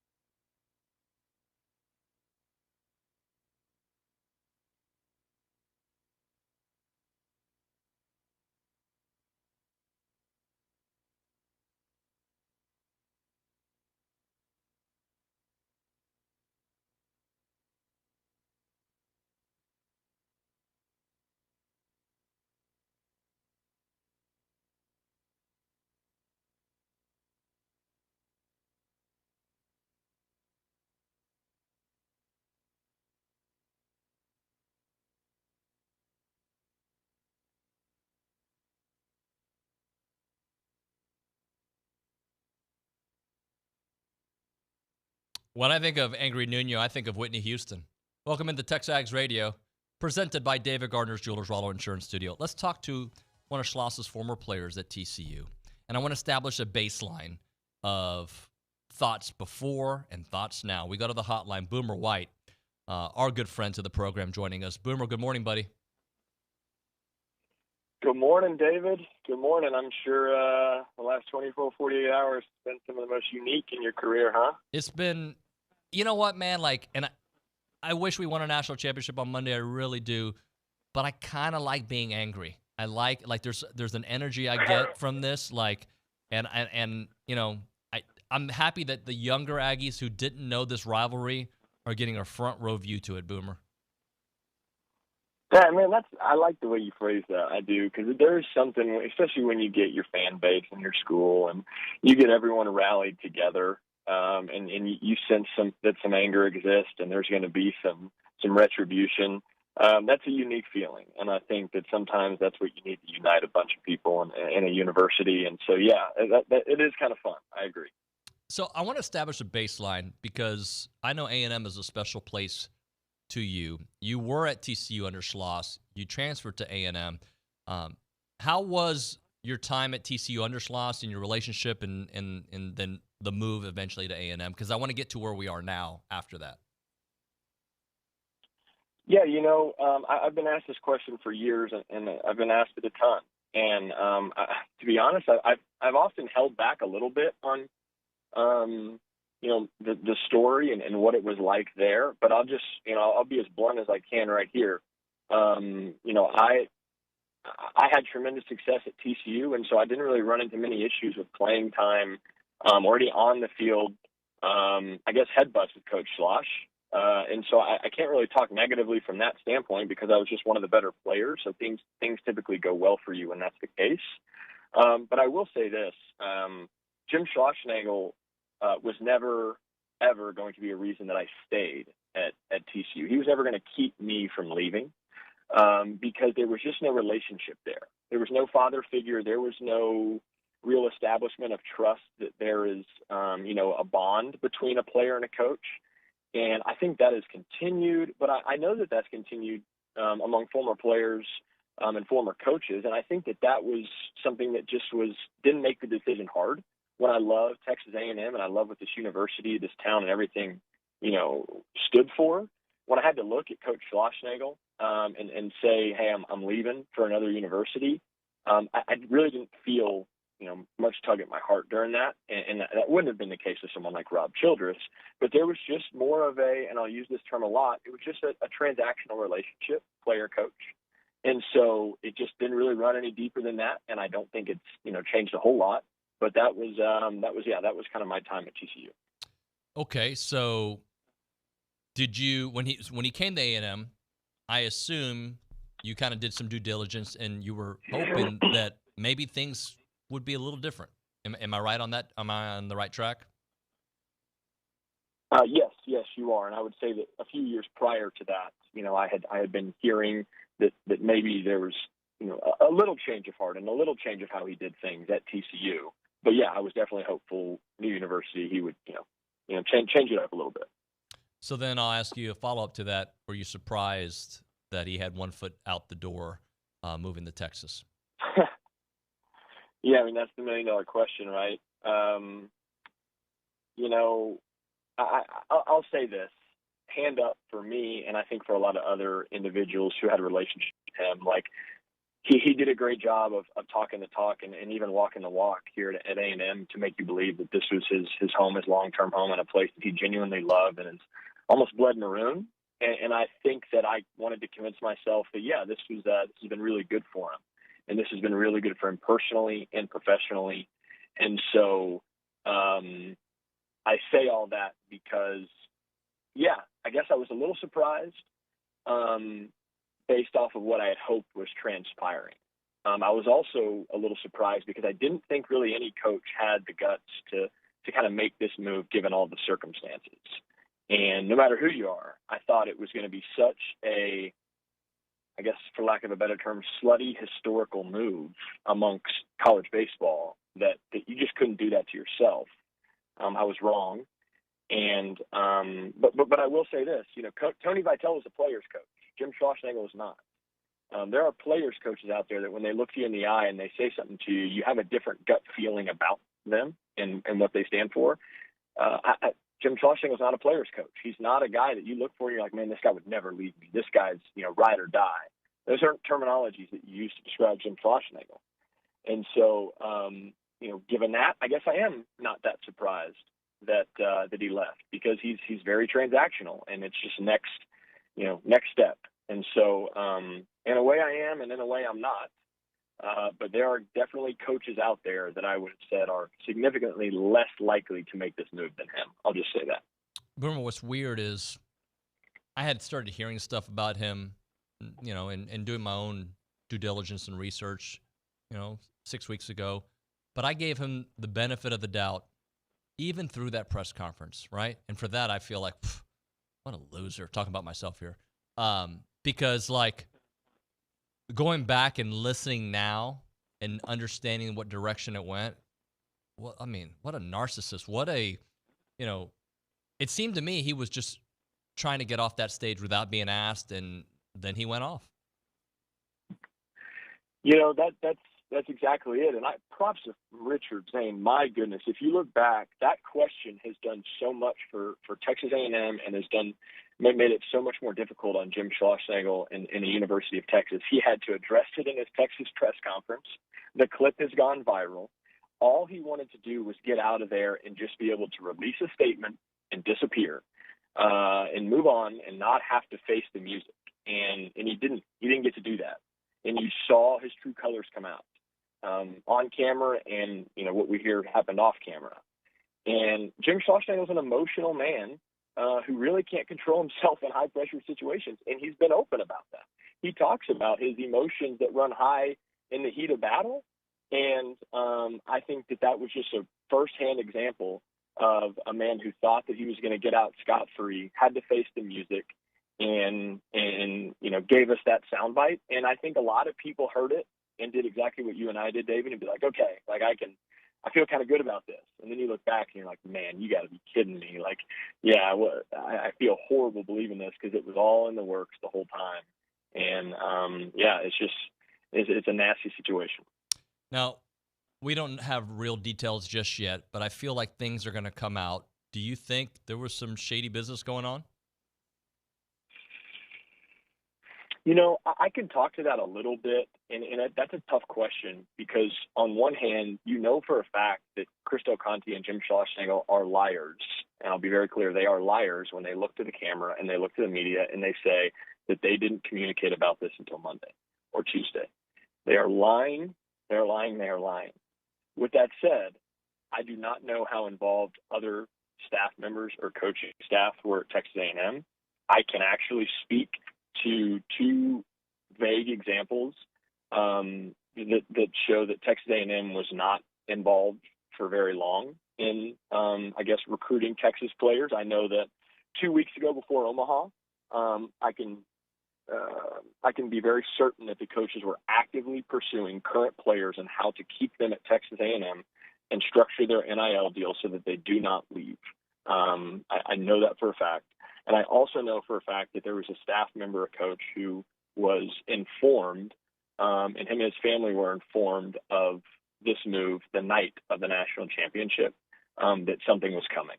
And so with those two in mind, I'd like to believe, and I think that most of all of this season, maybe except for the last couple of days, that most of this staff, other than Jim Schlossnagle, were still all in on Texas A&M. And there's a chance that may have changed in the last couple of days, but I cannot say that for certain. Boomer, but can you be all in, at least if you're Schloss, if you are thinking about your next move? Because, the way Billy phrased it, he would have not been at this championship celebration. He would have already been working for Texas.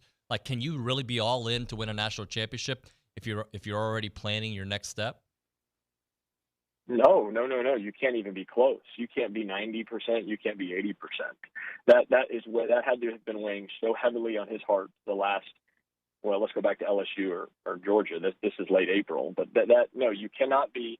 You can try and make the right baseball decisions, analytically, and I think that he could do that with support from his coaching staff. But as far as emotionally getting with your team that you got here together with, you can't be there with them. And I've heard from players, coaches, and boosters that was very, very apparent that it was a different coach at the beginning of the season than it was at the end.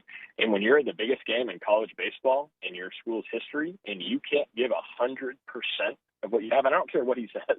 I don't care what he says. If he says he's 100%, he's a liar again. You're not 100%, and you don't give your team the best chance to win it. And when you lose by 1 run, that 100% maybe got you over the limit or got you that national championship, and it didn't. Last thing for you, Boomer, because we got to hit a break here in about 30 seconds. How uncomfortable did he seem to you in that press conference? Because I'm used to seeing this great speaker who doesn't get flustered. He and really the assistants from the pictures and the video that I saw, they didn't look comfortable. Am I wrong in that assessment? Oh no, you're not. I don't think the assistants are comfortable. I think this is so crazy for them, and I think this is going to take a toll on them that they won't get over for a while. But yeah, Jim's an emotional man, and when he can't control everything and he can't do it his way and be prepped, then you can really see it right on his face, and it's very apparent. And I think that this is just a tough decision for him, and I don't know if this is going to be working out as smooth as he'd like for quite some time. Boomer, thanks so much, man. I know you're on vacation. Appreciate you making some time. Yeah, you got it, David. Thanks. Boomer White there on the hotline. When we're way late for a break, we'll come back in a minute. It's TexAgs.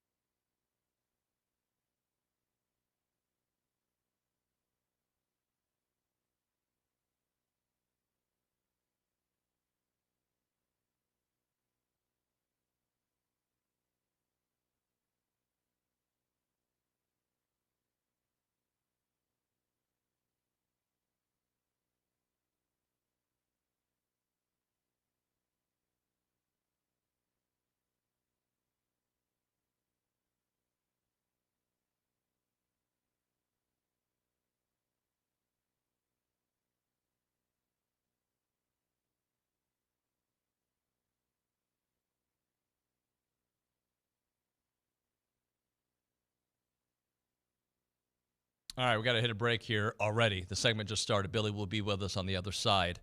And we got a lot to unpack with Billy. Right now, they're Heritage Films. That's Chancellor McLean's company. They make documentary films for your family business, your family ranch, or maybe important family moments. Could you imagine having an eye in the sky during the College World Series final and, like, the aftermath of everything that has happened and, like, your family capturing that? Like, hey, we went to Omaha to celebrate. And, I mean, talk about a memorable documentary. But they can do memorable moments. They can do birthdays. Chance can do it all. He can tell your family's story. He can also do a Year Flicks, which is a 20-minute option for the youngers, kind of Q&A baseline benchmark video. Find out what your kids are into. Reach out to him, 713-893-8341, yourheritagefilm.com, 713-893-8341, yourheritagefilm.com. That's Chance McLean with Heritage Films, yourheritagefilm.com. When we come back, Billy Liucci. Talk to Billy and even Kendall Rogers at the bottom of the hour. TexAgs.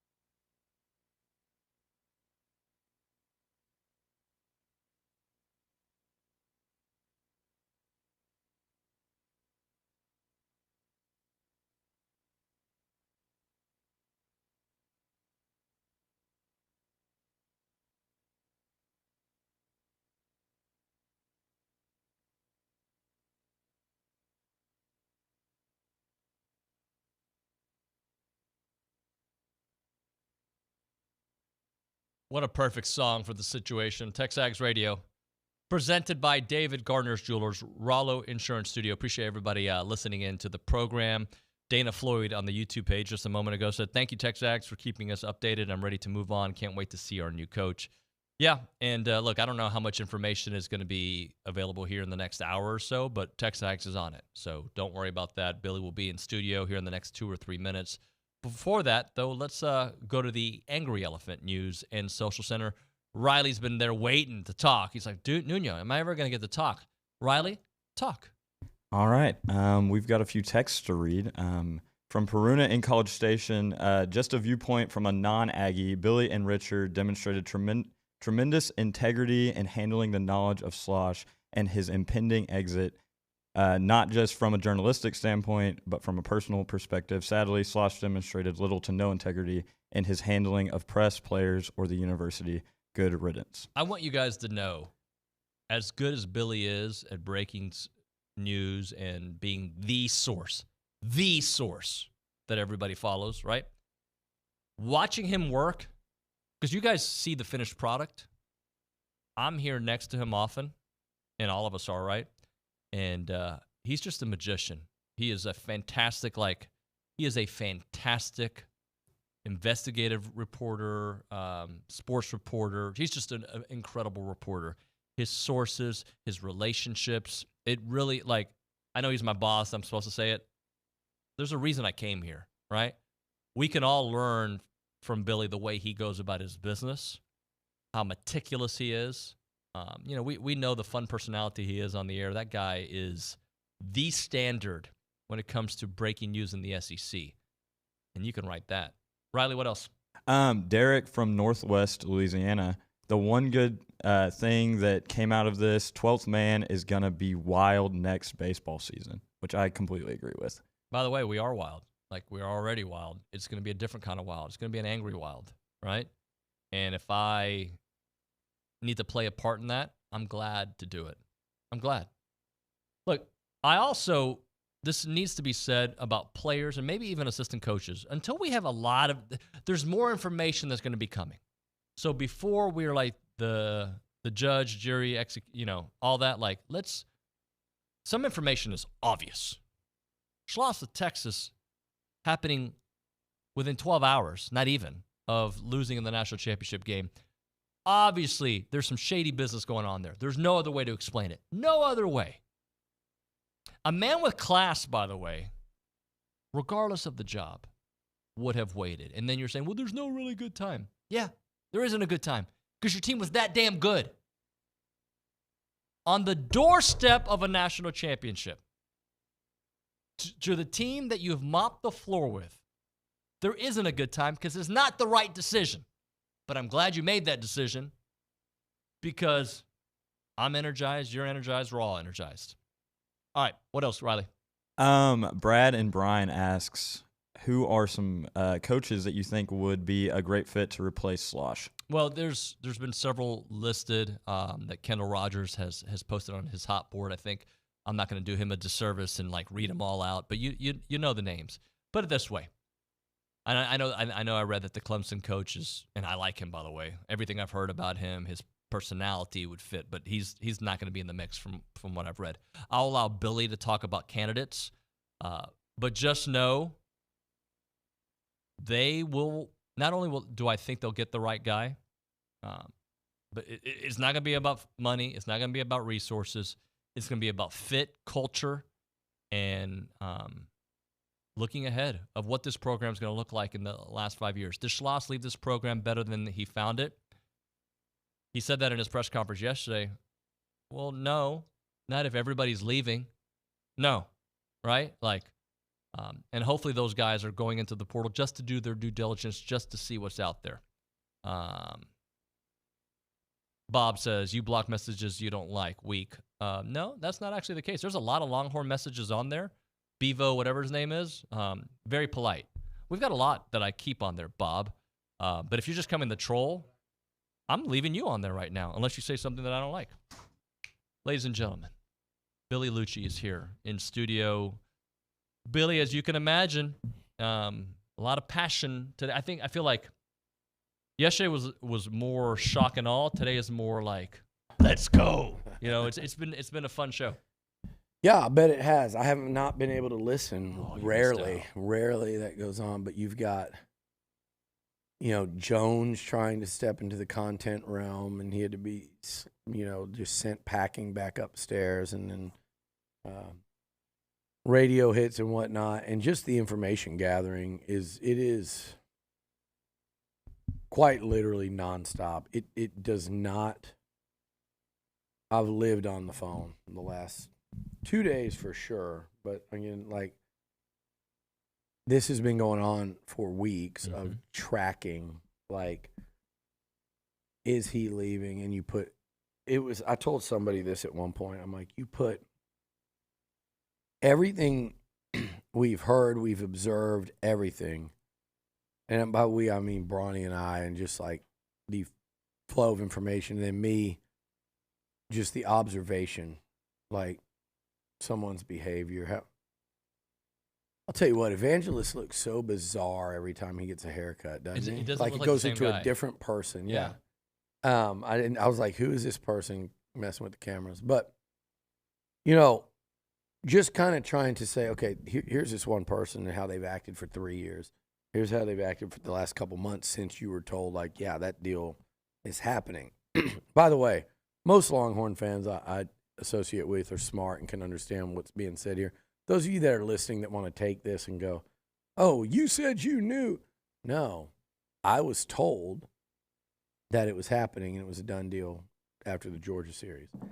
That was such a far-fetched thing for me that I would in no world in history would I have run with that, nor would I have gone to TexAgs with it and dropped that bomb. But what it did was it got me to go, okay, that's a credible enough source that I feel like there's absolutely something to it. Yep. So it's like, did he call Del Conte in a moment of frustration and say, because that was shortly after the firings and his boy Chris Park got let go. Was that an emotional reaction to say, hey, we're out of here? And I'd even had an authority from someone close to him on a personal level, like, hey, or close to other coaches, that they were worried that they were leaving based on some things Slosh had said in that locker room or clubhouse, the coaches essentially were like, damn, they were nervous about it. That was about the same time. So I'm like, as we saw the other day, Slosh can get really frustrated.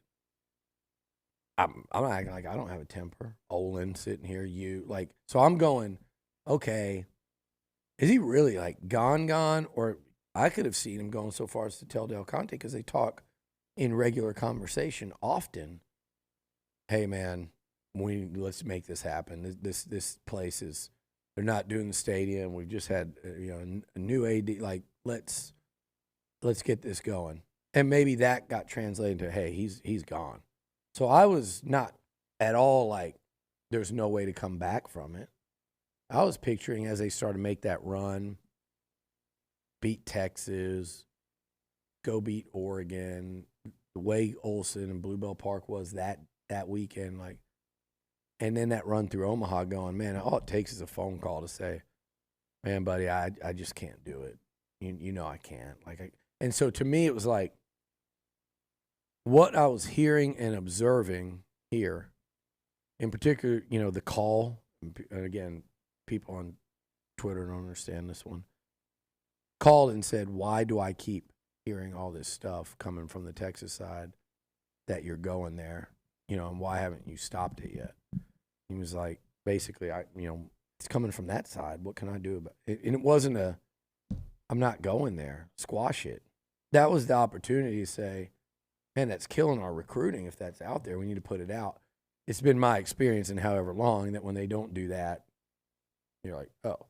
But again, it just made such little sense from the standpoint of what was happening at the time at A&M and what he had built, and it was coming to fruition and it wasn't going anywhere, that you just thought the other side of that was, man, what a hell of a negotiating ploy. What a hell of a leverage play. As this team's doing this, and you've been wanting a stadium, the old AD didn't, virtually nothing to get that pushed along and done. And that's a big part of this story here. But what type of leverage do you have with a new AD coming in that really can't afford to lose you to Texas? Why would you not just, if you're Slosh, right? The smart play is, as long as those rumors didn't bubble up to the surface where you had to address them on a mic at a podium, let them simmer. Why would you not? Your leverage is going up and up and up and up all the way to the finish line. But not quite to the, like, to me in Omaha, that was your perfect chance to squash it. And that just never quite happened. There's a lot of love for the 12th man, and I'm going to cry if I start. Well, we know now why he would have cried when he started thinking about it, because he knew what he was doing. Yeah. So, yeah, you probably would cry because you're sitting there talking about a place that you're essentially been lying to for weeks. So, but that was the tough part. Is this a tremendous leverage play? And even in verbiage, when I specifically asked, like, are you going to Texas or not the day of? The verbiage, and even one of his answers in one of those press conferences sounded like agent speak. And even to that finish line, not the finish line, but even through that, you're like, if he tells me, of all people, and that I've known that the whole time, you tell me that you're staying, and if or anybody for that matter, you tell anybody at A&M or affiliated in any way with it, or a national baseball writer, you tell anyone you're staying, you lose 100% of leverage. And you're not going to tell anyone you're leaving, obviously.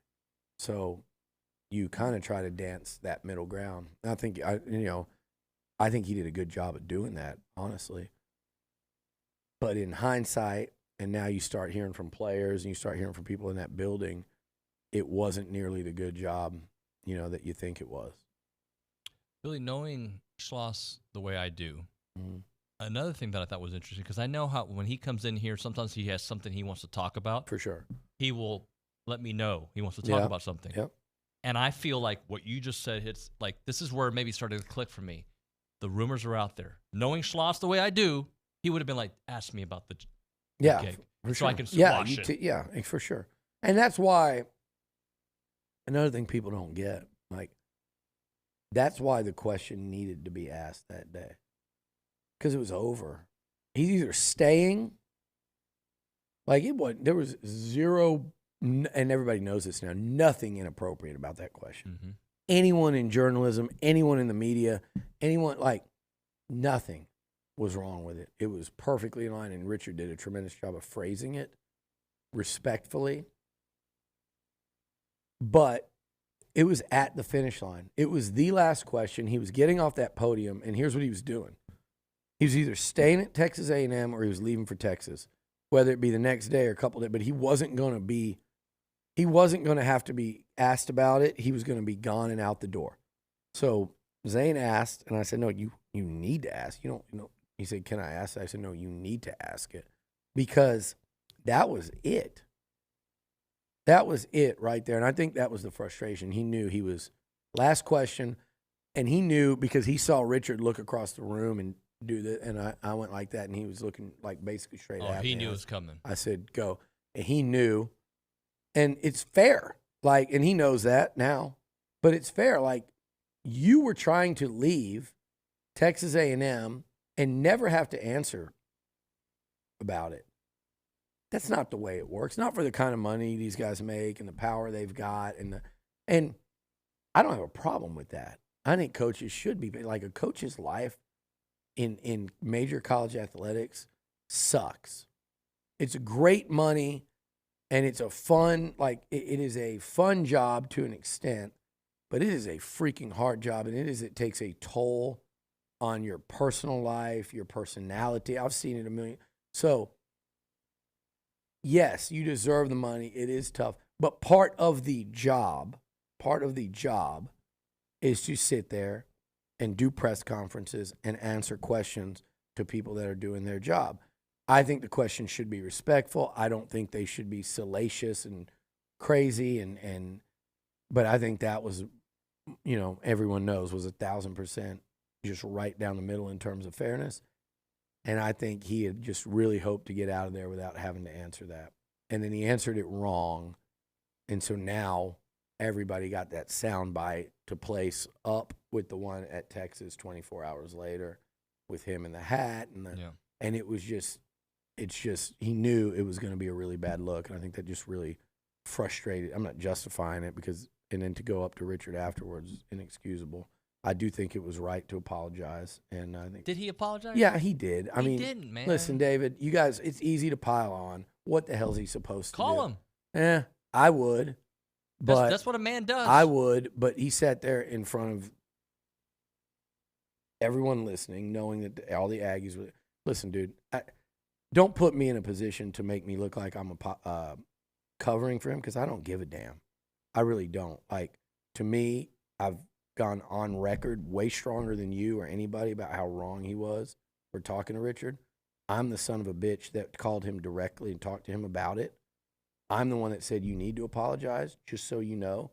So, yeah, I think I'm not calling you out. I know, but I'm just saying, people, you know how people are right now, and I am sick and tired of it, what they did to Richard for doing it, and just every little thing they try to pick apart. So, yeah, just so you know, that was my suggestion, and that was my one suggestion.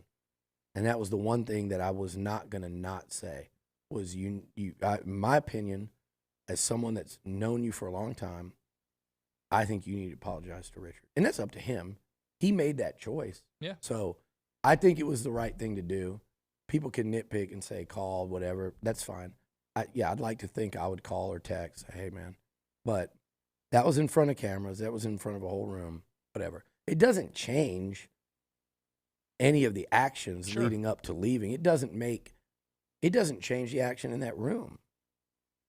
And to me, it's not even the way he answered the question. It was going up to him afterwards.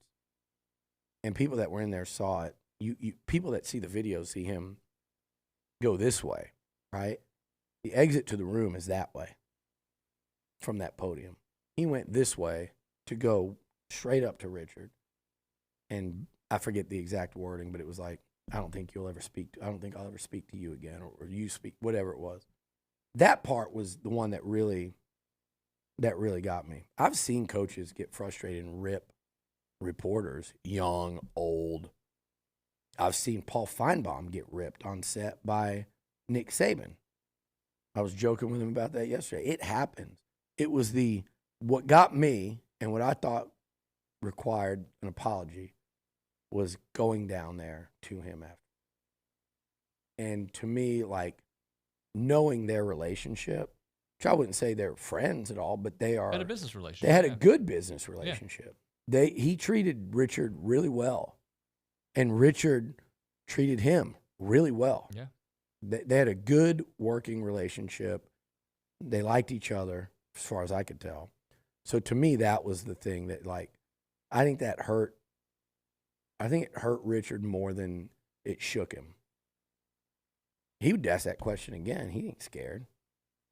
That's why he was the one to do it. And I said, do it, man. That's a big balls question to ask. Yeah.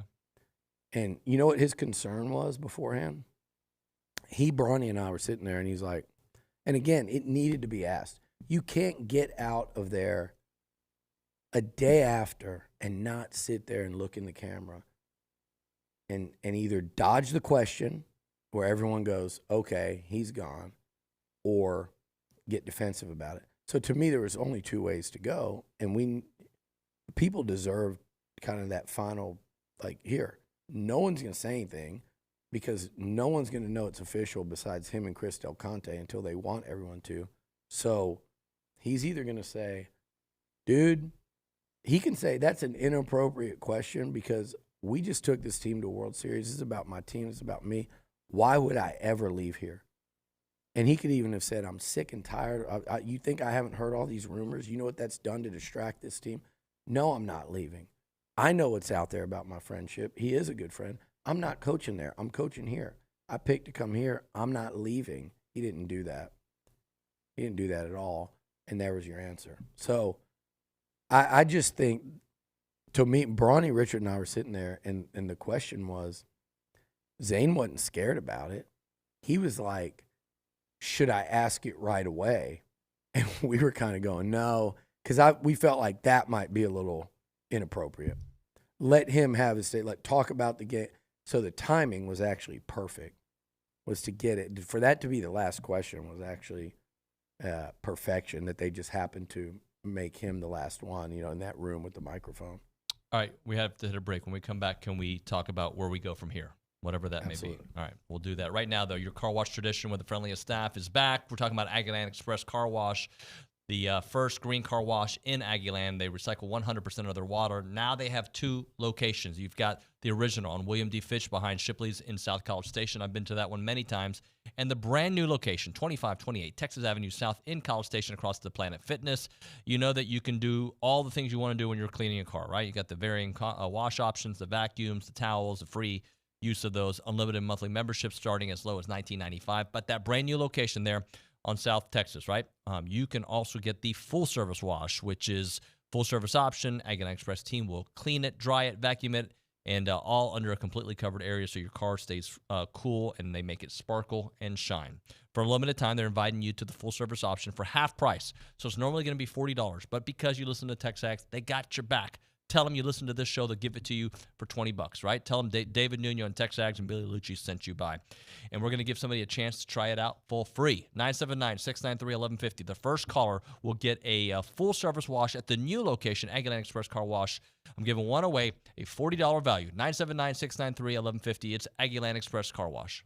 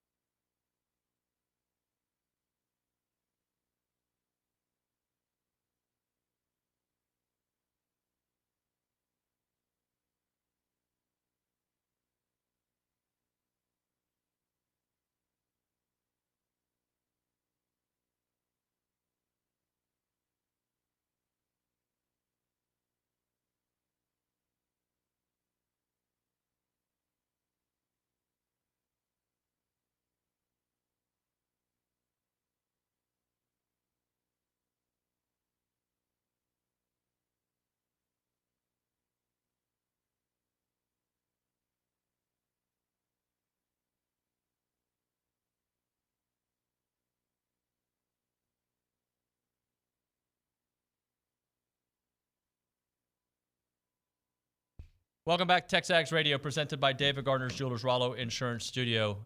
Billy's with us, obviously. I'm David Nuño. We're going to have Kendall Rogers in the next segment. What are you laughing at? There's some text. Oh, that is because I said my name. No. Hey, let's talk about where we go from here. Yeah. When I say we, Texas A&M as a program, obviously time is of the essence, right? Like this is something they have to do. And I've made fake timelines in my head just thinking, because Tuesday the portal closes, right? So conventional thinking would lead you to believe that like this weekend they have to have a guy in place. Am I wrong in thinking that? No, I don't think you're wrong. It has. I said it yesterday, right? Like it has to be expedited twice as fast, 3 times as fast as a normal coaching search. Like this happened what day? Tuesday. Yeah, I don't think it. In you really don't want it to go a week. You really don't. You'd want it to be much shorter than a week. And yeah, so I think definitely by the end of the weekend, and preferably sooner. Preferably sooner. Like Trev Alberts is working very fast right now. And there are a lot of coaches that in some form have been contacted. There are interviews ongoing today, it's my understanding. So I think this moves really quickly. And we kind of like, there's you think about potential candidates, right? And I think first of all, you start with, you shoot as big as you can, which means to me, like say if I'm doing things, I kick the tires on a Vitello, I kick the tires on, Link Jarrett at Florida State, the guys that you just don't think are movable at all. Yeah. So you kick the tires and you move quickly on, so those two, to me, with Jarrett having played at Florida State, he's at his alma mater, and we all know what Tennessee would do if anyone came near Vitello, like how they'd match it. Okay, so boom, boom, move on. That would be my approach. Then I would look at basically everyone I would look at, and I know there's some other options and there's some outside the box options. I got a call yesterday that there are a couple of prominent MLB managers, sitting managers on MLB teams that have indicated that they would actually leave and take this job. I don't believe, this is where Trev has to be really good, and I don't know. I get the vibe that he understands how to do this thing. Yeah. Just from talking to him. Like, I'm not scared of him going out and conducting a search, and I kind of like the idea that I think Trev is this guy. I think Trev is like, let me do it. I'll seek the advice of those I think I need to seek to get a feel for, how much we're willing to spend, which I think is going to be a lot, what we're guaranteeing in terms of stadium or NIL funding. Like, those are the type of things that are going to really play with these coaches. So I don't think, other than a couple guys, there's anybody that I would deem immovable if you're A&M. So you go after who you think you can get. 99% of the coaches in the sport, 99.9, are going to listen, and they're going to listen seriously. So I think you look outside. The one guy that's interests me outside of the SEC, because I think it has to be a splash. Yeah. There's some good names. There's some good out-of-the-box ideas. I don't think they're in a position to do that. I think because of the visibility of what happened and how some would say it should never have happened. Some would say there are a lot of people close to Slosh that know him from TCU and other places that said he's always wanted that job, and had Pierce spit the bit last year, this would have happened after 2 years at A&M. And if you start to think about it, it would have been even more likely, because this year there's some real, light at the end of the tunnel in terms of the stadium and what the team did. Right. Last year they got knocked out in a regional. They didn't have a great season, and he had Ross Bjork here, and the frustration at the stadium level was infinitely higher than it was this year. So if Texas would have fallen short last year, I think it would have happened then. But regardless of when or how or whose fault or, could you have kept him, you didn't. It was very visible. It was at the worst possible timing for both A&M and Slosh, by the way. He has come out on this looking really bad from a PR standpoint. And And A&M, it never looks good when you lose a coach to your rival. I don't know that that's ever happened to this magnitude, much less within 24 hours of playing for a national title. So with all that said, I don't think you can go with this, hey, here's a guy that's done a real good job at this smaller school. Let's go get him and see what he I don't think you can do that this time around. I think you have to, if you're Trev Alberts at A&M, you have to swing big. You have to connect. It has to be deemed a home run hire. So with that said, I'm keeping my search, and I know there are a lot of candidates that are legitimate. I'm keeping my search in the southeastern part of the country. That's what I'm doing. And I'm looking at SEC candidates that you think are movable. And again, I think everyone but the guy in Knoxville are movable. Every single one of them, if you want. Probably not LSU. Those are probably the two that you wouldn't be able. But the other 12 are movable. And then in the ACC, there's a lot. I mentioned Jarrett, but there are guys at Virginia, O'Connor, Wake Forest, Clemson. Although I think Bakich, from talking to people close to him, I think he's flattered, but not ready to move his whole family again 2 years later. He's got like 3 kids, and I think he's good to go. But he would be on there. O'Connor from Virginia would definitely be on there. I mentioned Florida State, and I think Wake Forest will be another place you'll look. So to me, the search shouldn't and won't get out of there. It shouldn't and won't get out of there. All right, we'll hit a break. We'll come back with Kendall Rogers from D1 Baseball on the other side. Right now, we're talking Hush and Whisper. Hopefully, you guys got to hang out there.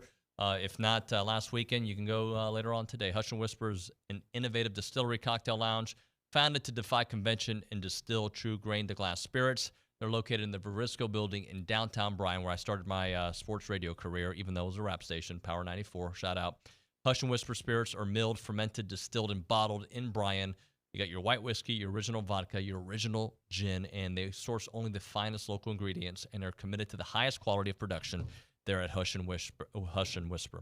Curated for authenticity, distilled with purpose. You can reserve a tour and a tasting or just a tasting. You can book an event, a meeting, a celebration, team building. Come in for a cocktail or a mocktail, buy a bottle, experience it at home. Gin, vodka, white whiskey, you name it, they have it for sale. It is 219 North Main Street. They're open Thursdays and Fridays from 2 to 11 p.m. and then on Saturdays from 11 a.m. to 11 p.m. Again, that is hushandwhisper.com, 219 North Main Street. Go check it out.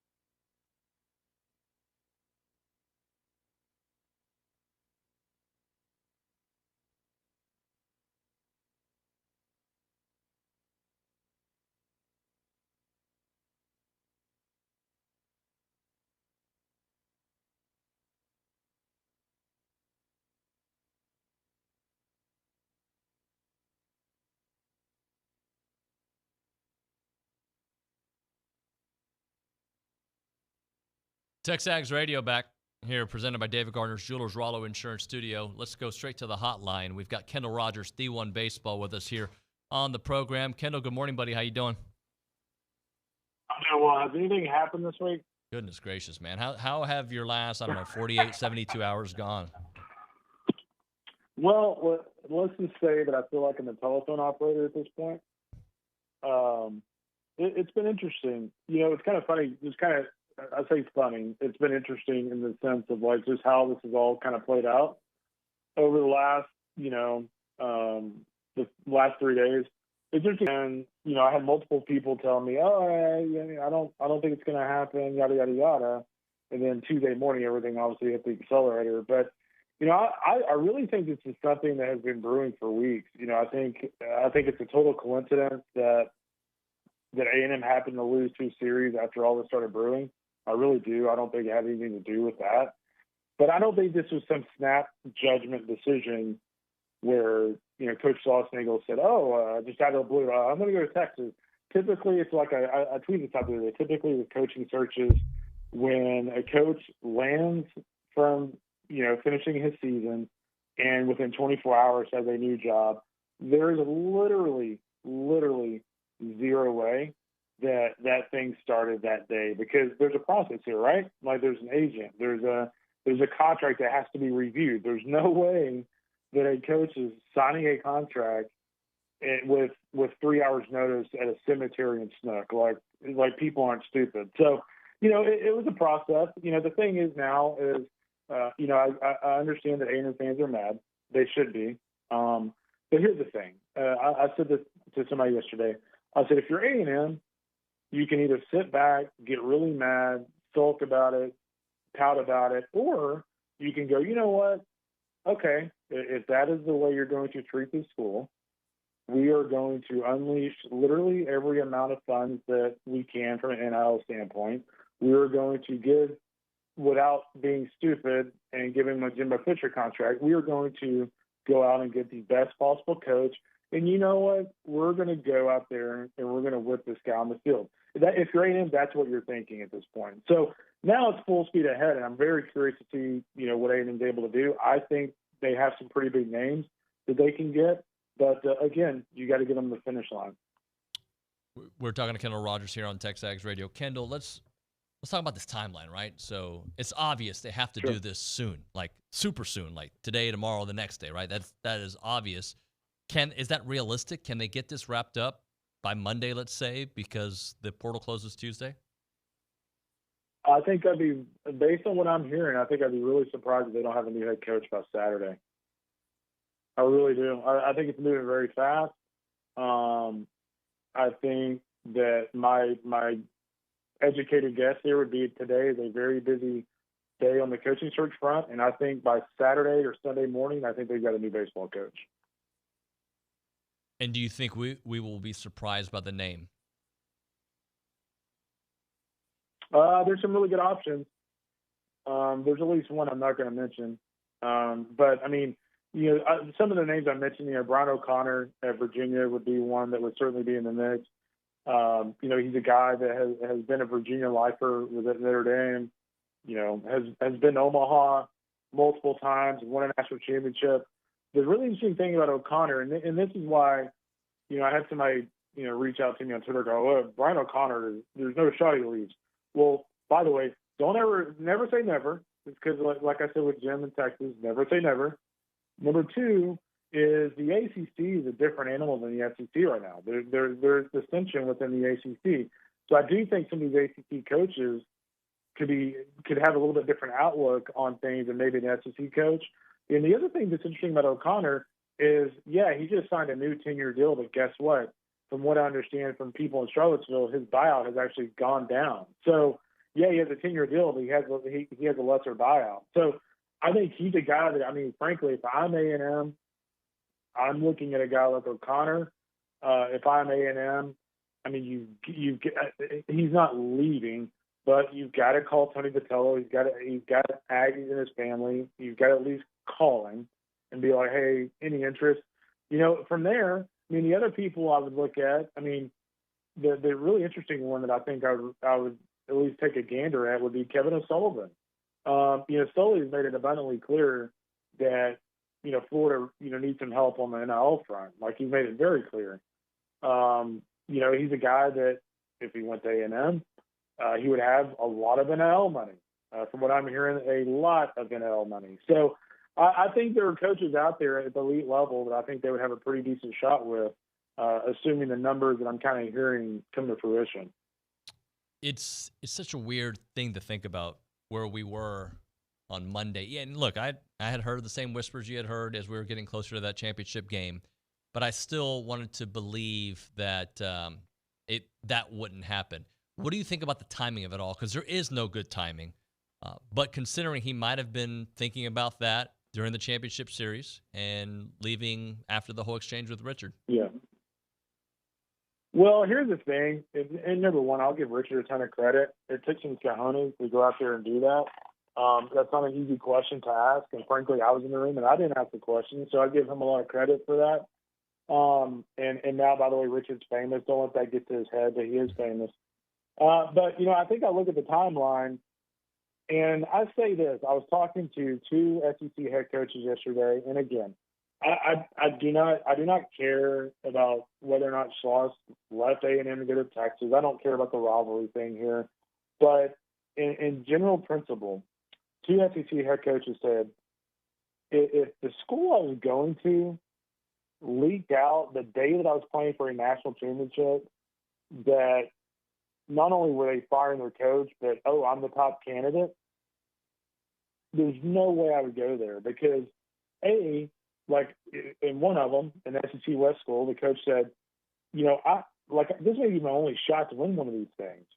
So, the fact that would leak out the day that I'm playing for this, what kind of people am I going to work for?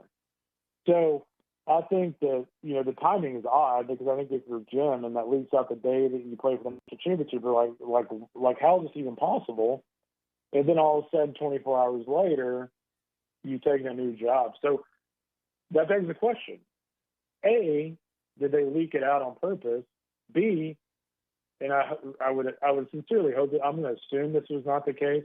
B, was he okay with it leaking out the day of the national championship game? Well, that is really what I kind of ponder on this whole thing. Well, here's the thing. Did it even matter? Because he knew he was going and potentially weeks, months before. Yeah, I would be floored if a coach would leave after the national championship win, if they would have won the national championship and gone to their rival. But at this point, he made it abundantly clear that, he made it abundantly clear that it basically came down to the athletic director. His press conference certainly insinuate that. Yeah. Which, by the way, I don't think is really a fair shake on Trevor Alberts. The guy's been there, 2 months? Did you find Schloss to be uncomfortable yesterday? I've known Jim forever, and, the last thing I'm going to do is just constantly bag on him. But I will say this. He did not look like somebody that was in a really happy place. Frankly, none of those guys did. Early looked like he early, it was like I was telling somebody, early kind of looked like he's being held hostage. Nolan looked like frankly, he probably hadn't slept in 48 hours, but he did not look very happy. And I just thought Jim looked a little uncomfortable. I'll be honest with you. I'm sure today he feels great. Got to get out of sleep. Probably feels like he's in a great spot. Yeah, it was not a comfortable situation. But I will say that I don't think there's any way that could have been a comfortable situation. Even if you wanted to make that move, I don't think you feel comfortable about it for at least a while. So Saturday, you think you wouldn't be surprised if they had somebody in place by Saturday? I would not be surprised. Assuming things are kind of moving the way they are right now, I would not be surprised if they have somebody in place. And if they have the right guy, do you think they can hold on to some of these kids that went into the portal?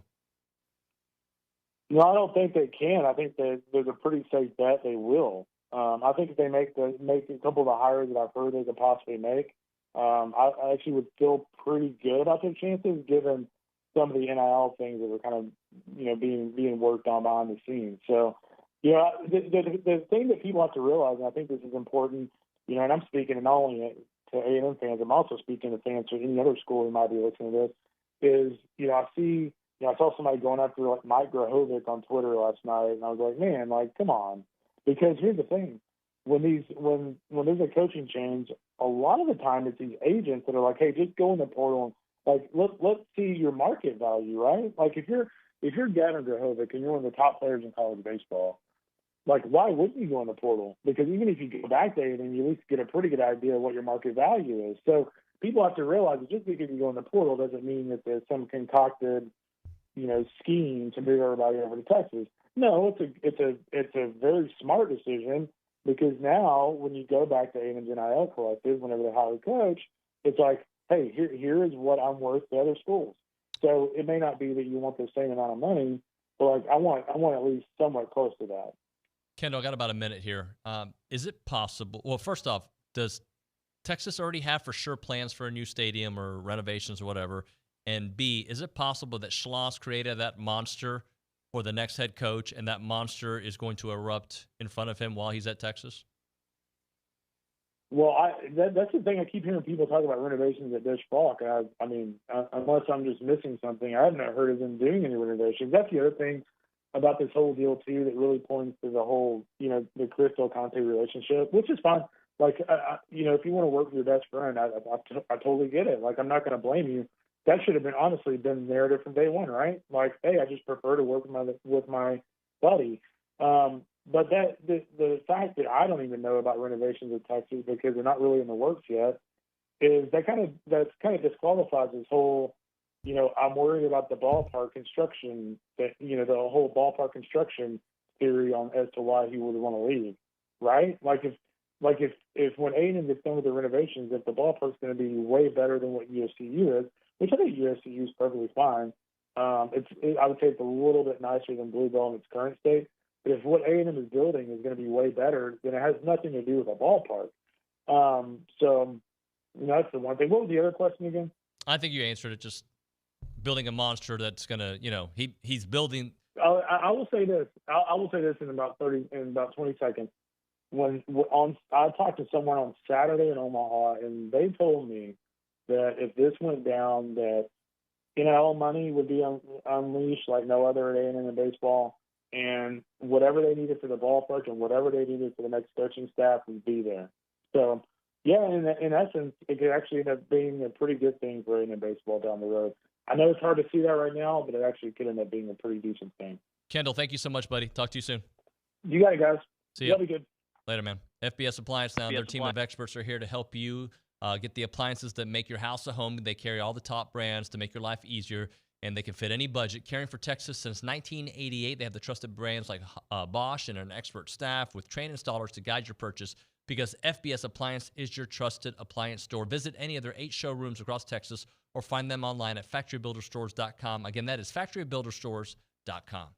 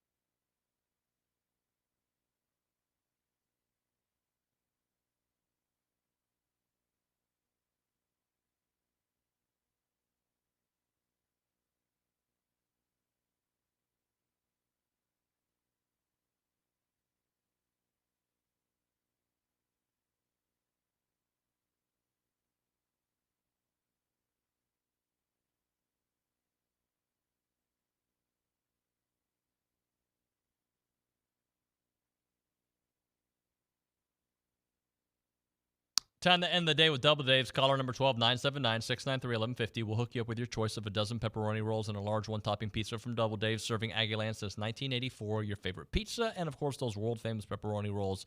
Reliable in-house delivery, bringing piping hot goodness straight to your door. Just click on doubledaves.com, and your favorites are on their way. Interesting show today. A little fiery show. Some good information came out of it. A lot of Texas viewers, some polite, some just there to troll. Appreciate all the algorithm help you can provide us. It's been fun. And hopefully tomorrow, even more layers are peeled back and we can find out how close they are to that next head coach that hopefully we see in the next 48 hours. I think I said hopefully 14 times there. That's going to do it for TexAgs Radio on what is it? I don't even know. I've been awake for like 30 days. What is it, Thursday? Yeah? Thursday. Thank you, Riley. Thursday. I had to get you on the air. Thanks so much for watching. We'll see you mañana.